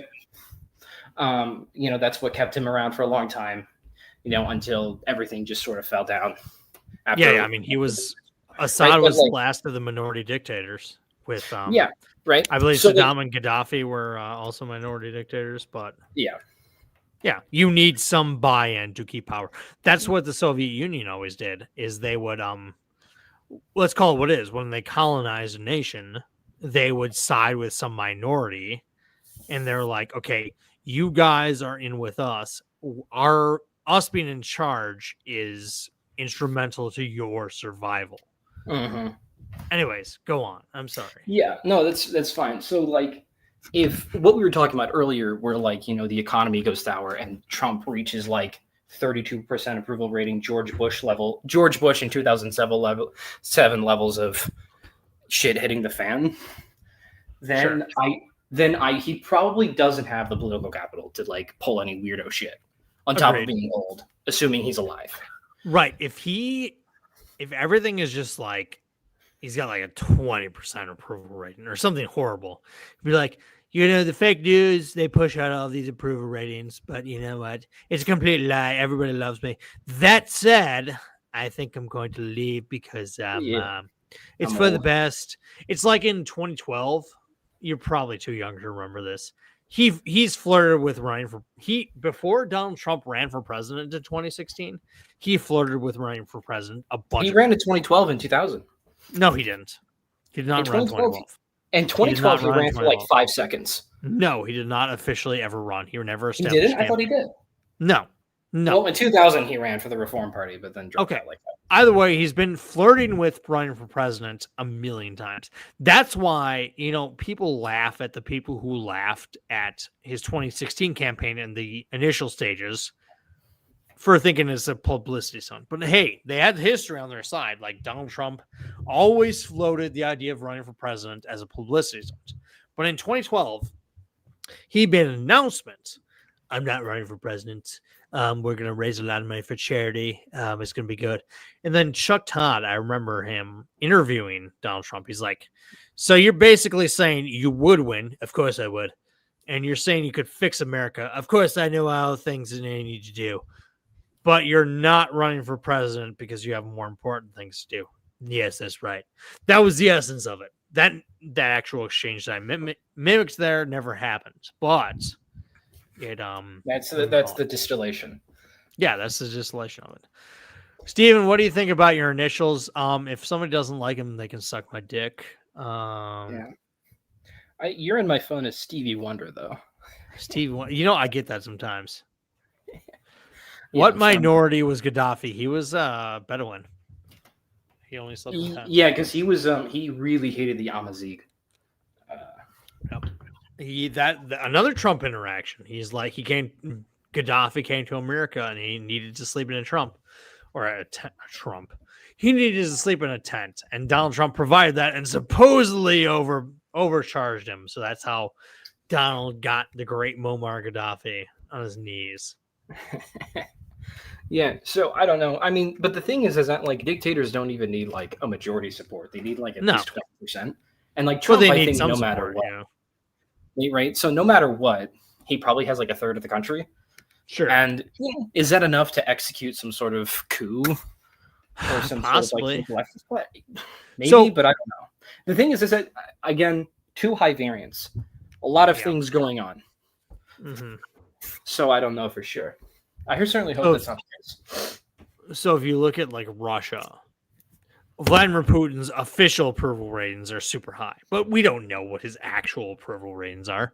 But I'm going to be honest. I buy that he probably has like 60 to 70% approval rating. He definitely has buy-in from actual Russians. Like there are people who look at what he's doing. They're like, he's doing a good job. Vladimir Putin is strong. Those exist. And whatever that number is, apparently it's enough to keep you in power. Like, like you said, even autocrats need some buy-in from regular people. Otherwise they're, he's got his oligarchs around him, obviously, but if he didn't have some people, some rank and file on the ground, he's not going to have anything going for him. And Vladimir Putin has that. Like I said, we can't trust the official numbers, but we don't know exactly what that number is. And that number may lead us to exactly how much public support you need to be an autocrat. Just throwing that out there. I think generally some of the political science literature is at least 20%. That's like bare minimum. Okay. So you need to fit the population. Yeah. So, and that's again bare minimum. Not even saying that's like a guarantee, right? That's sort of enough. I think that's the maintenance number. Sure. I don't know. I mean, because like I don't know. I think Bolsheviks were only like 8% of the population when they like took over Russia. Well, what's the stupid like conservative fucking 3%ers? It's something like only 3% of the Americans participated in the revolution. We won. That's not true.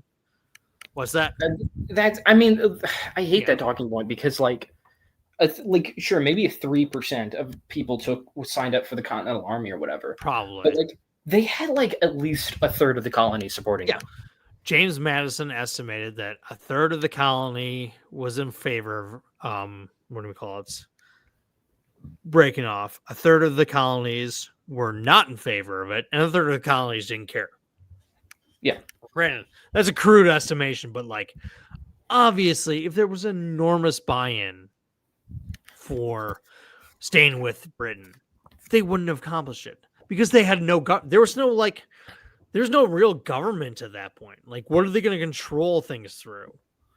Yeah. Like, they don't have authority. It's a bunch of fucking America at that point was like merchants on the East Coast and a bunch of fucking rednecks in the country with guns. Like, yeah, they probably didn't want to be governed. Like, what? The more things change, the more things stay the same, huh? Fair enough. Yeah, so it's obviously So I just don't know what that buy-in is right now, and obviously this depends on like where the military's at. I think the thing is that as a result of education polarization, a lot of the military high command are like highly educated people who are, and those people tend to be like, if not liberal, but like institutionalists who care about preserving the system. Yeah.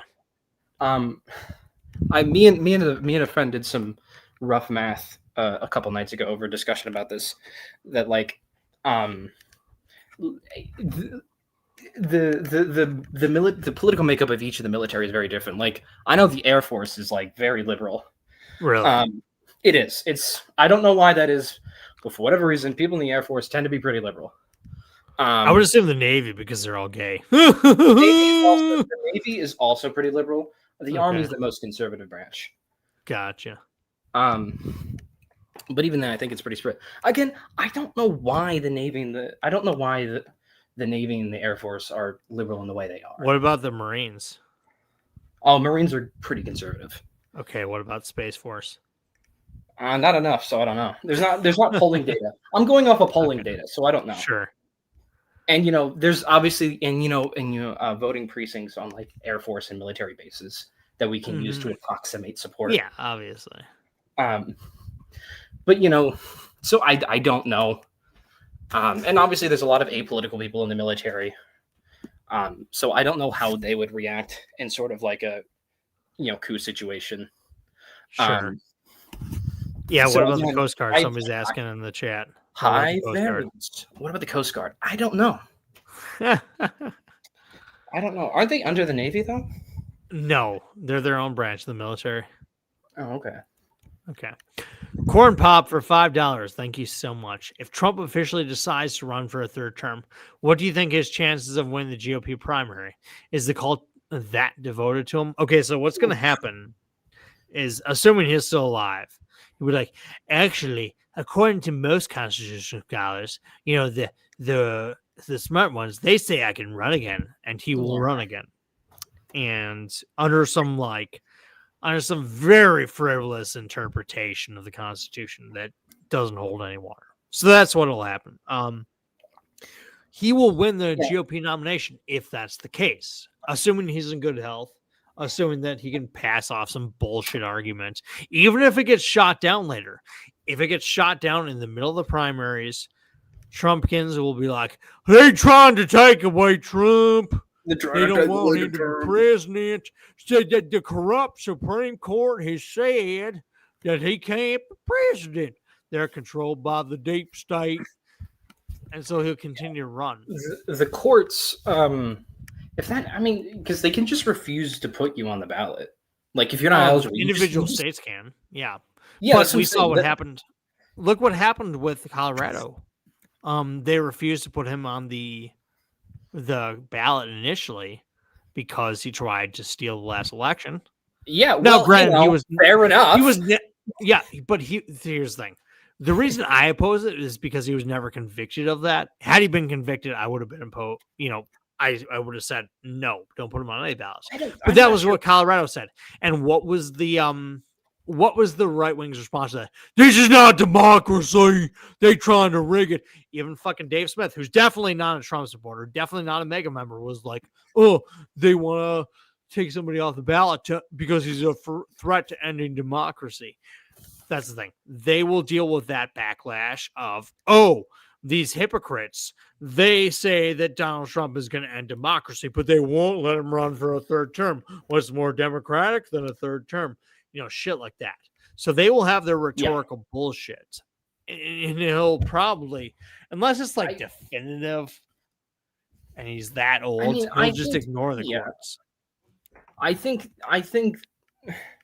well, because the thing is, it's not like even if the courts stop him, the courts say, hey, you can't put him on the ballot. What's stopping him from saying, hey, write me in? Exactly. Yeah, no. Because when Trump was taken off the ballot in Nevada, they just said none of the above and told Nikki Haley to fuck off, right? Exactly. By the way, my favorite write-in was New Hampshire of that year for the Democratic Party. If you recall correctly, they declared that South Carolina was their first primary. And their New Hampshire was like, no, we got firsties a million years ago. See, it's in our Constitution. We get firsties. And the Democratic Party is like, that's fine, but we don't have to recognize your results. And so lefties were like, oh, that's rigging. You're rigging it for Biden because as popular and super wide sweeping progressives are, everyone's a progressive, of course. Everyone wants progressive policies. For whatever reason, in a Democratic primary in South Carolina, they can't win.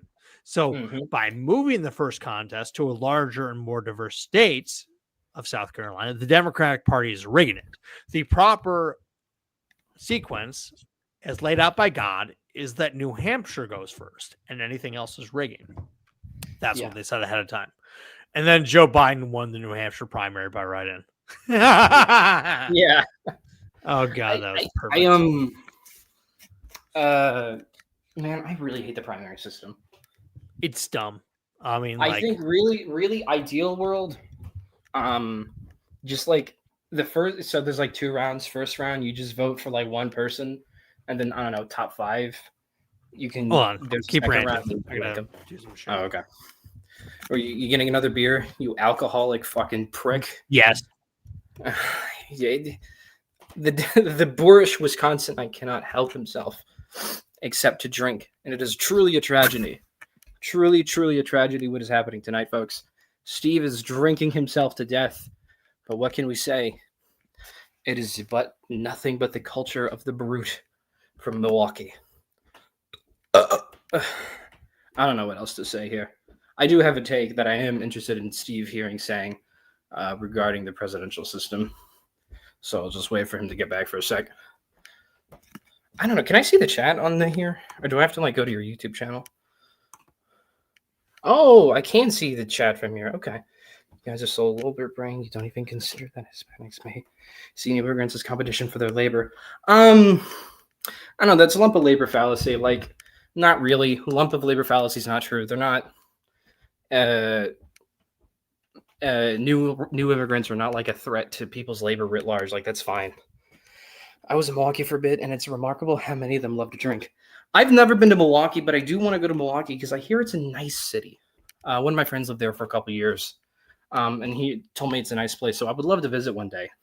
I'd also love to visit Madison, the woke capital of the world. Woke white Mecca. Milwaukee is very underrated. Madison is extremely overrated. So, by the way, for what it's worth, I can still hear you when I walk off because I got wireless headphones on. So, okay. Well, that was your chat. I know that. Yeah. What was your take on? Well, I want to finish my take of the primary system. So, like first round. Okay, you just vote for like one person or whoever. Like that's fine, however many you want.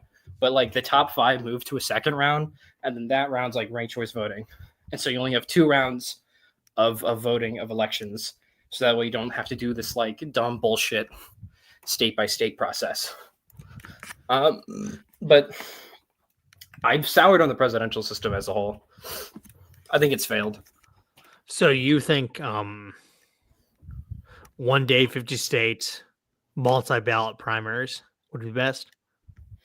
Yeah, 1 day 50 state multi or 2 day because I would like a 2-round system. Sure. Yeah, 1 day 50 multi-round. Yeah, it's cheaper. I've heard one. First of all, that is the most democratic means of doing it. It is. I have heard one lefty come out in favor of that, and that's the Humanist Report, to his credit. But most of them, if they found 2016, who would have won in that system, Hillary Clinton or Bernie Sanders? I don't know.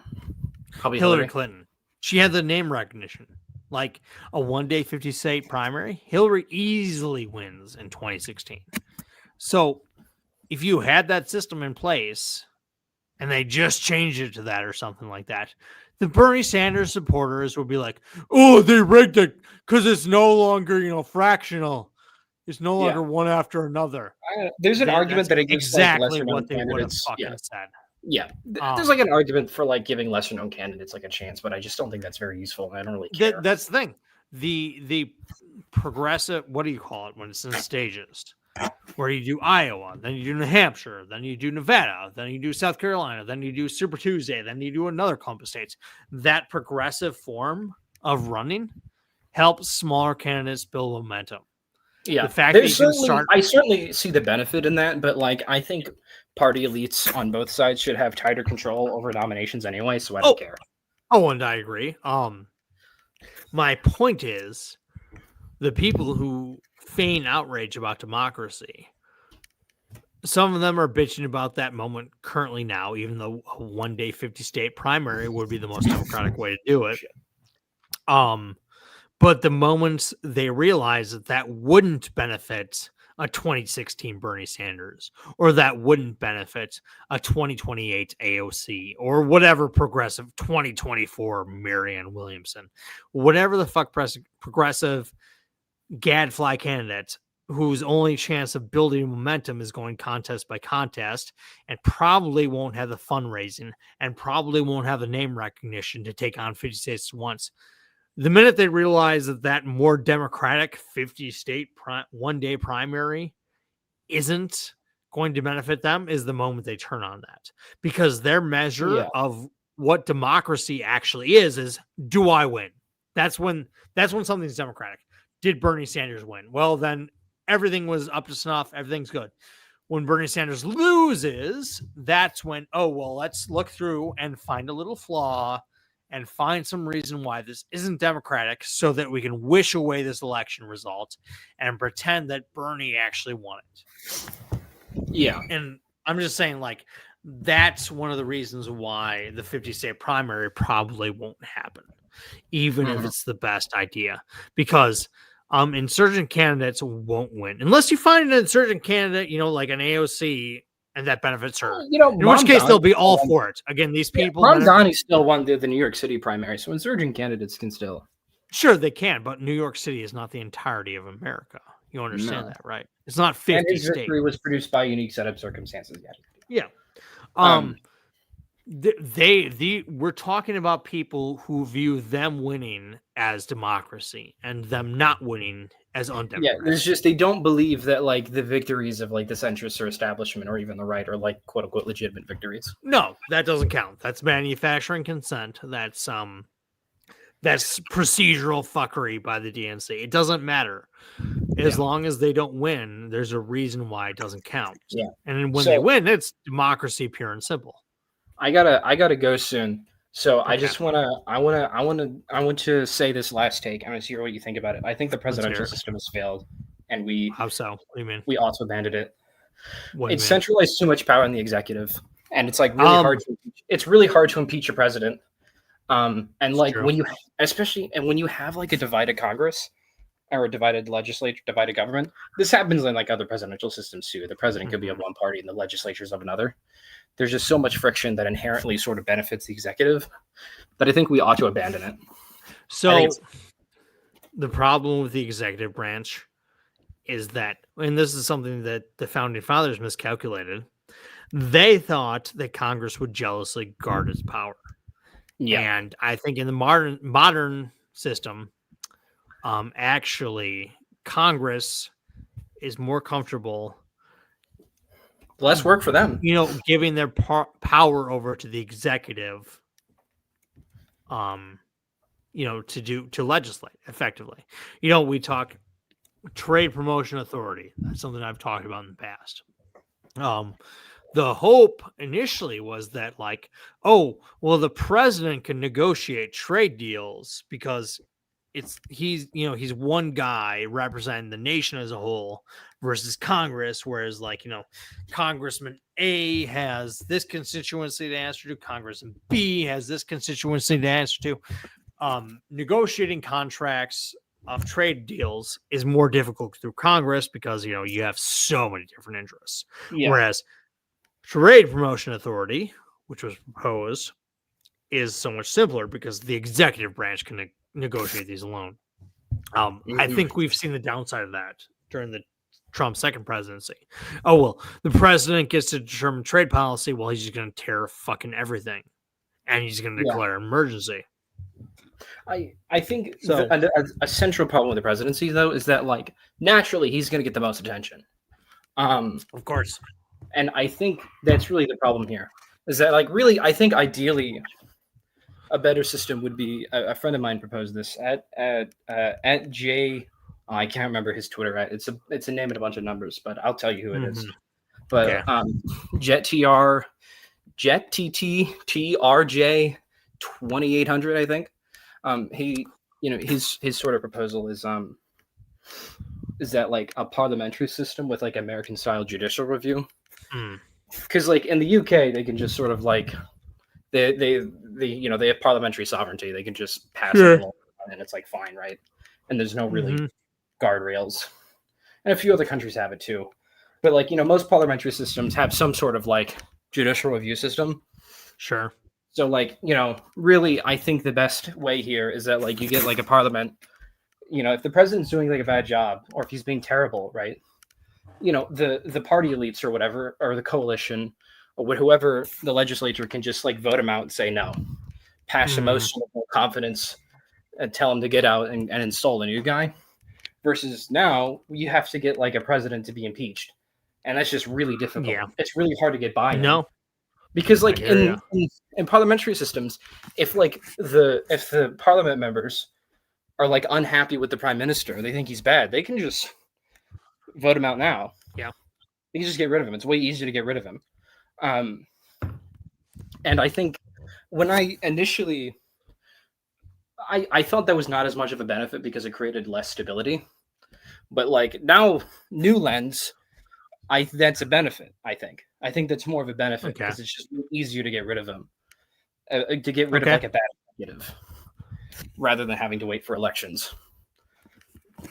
So Kenny wants Congress to have more authority in eliminating a bad executive is basically what you're saying. Yeah, I mean, I would, we could still call him the president, but like, I think that like whoever the executive is should just be able to be dismissed at will. Basically, whether that's like a UK impeachment and removal from office should be easier, is what you're saying. If you want to use the term impeachment, which that's just not the word people use to describe that sort of process. Yeah, I gotcha. No confidence vote, basically. Yeah. Right. Which is like, effectively what happened to Joe Biden.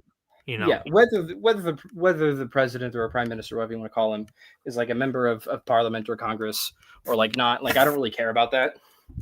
Right. I don't have strong opinions on that because, formally in like Canada or whatever, the prime minister doesn't have to be a member of parliament. It could be whoever parliament decides. But, it's always the party leader with the biggest.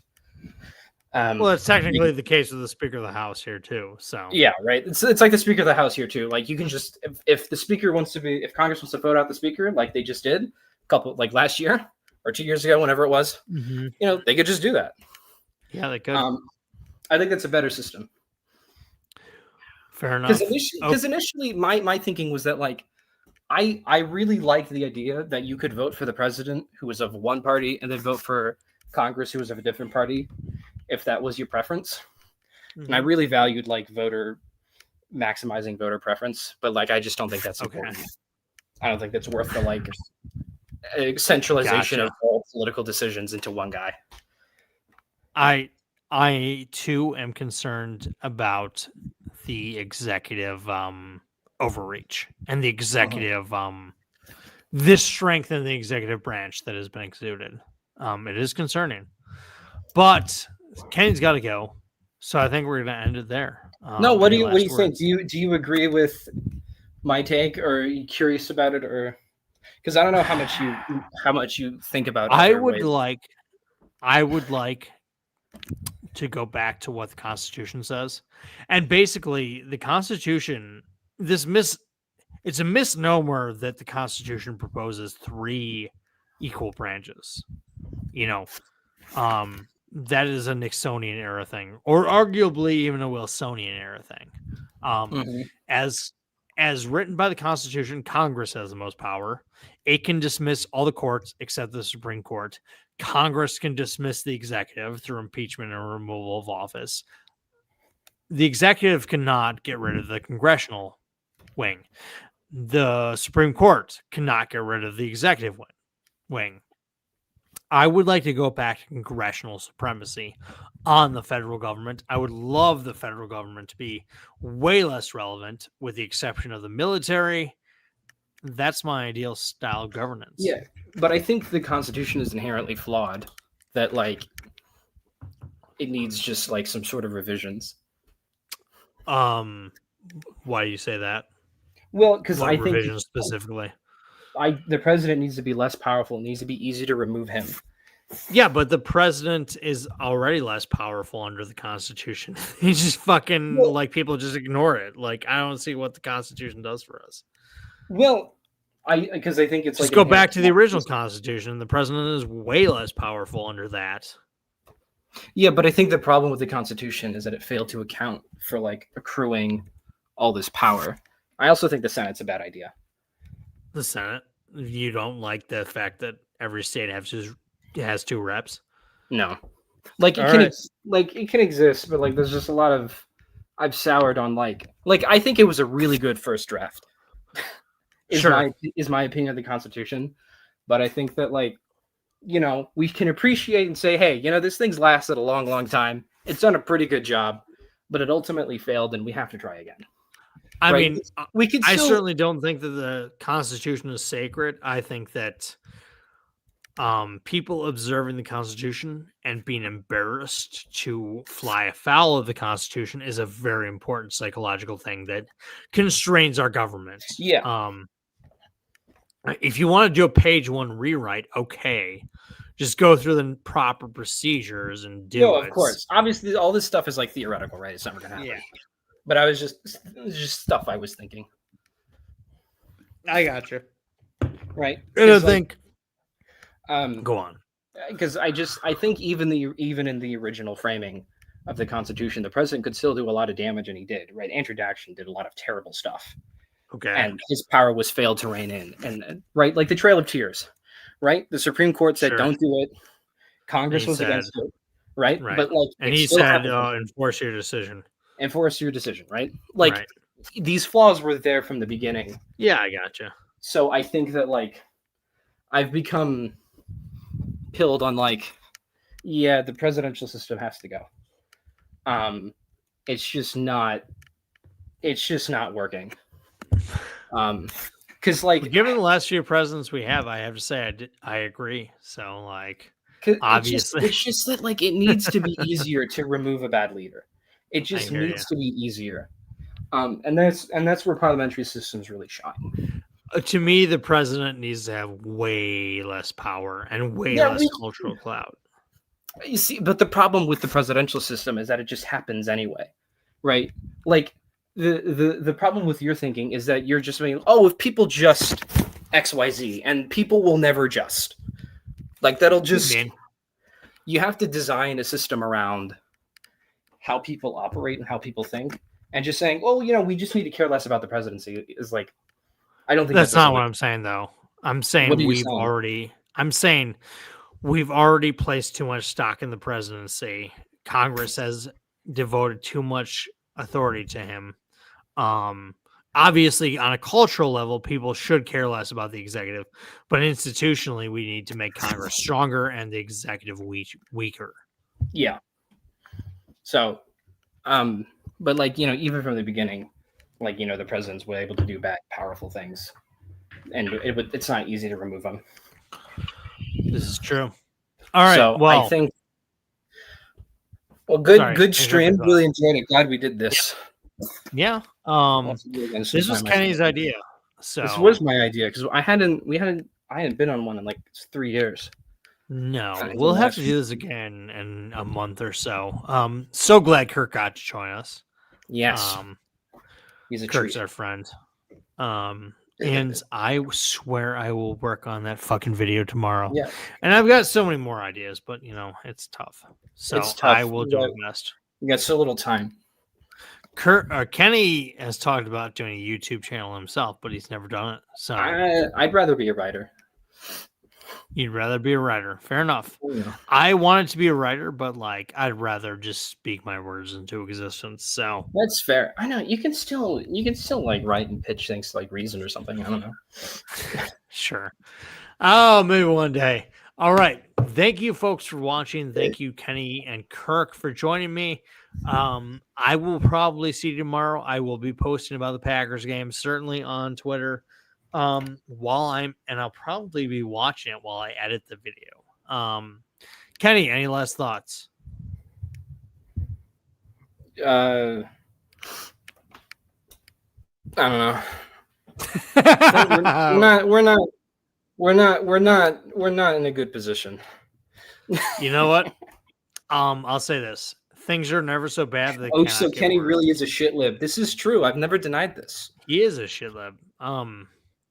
I'll say this. As far as the race to the bottom, things are never so bad that they cannot get worse.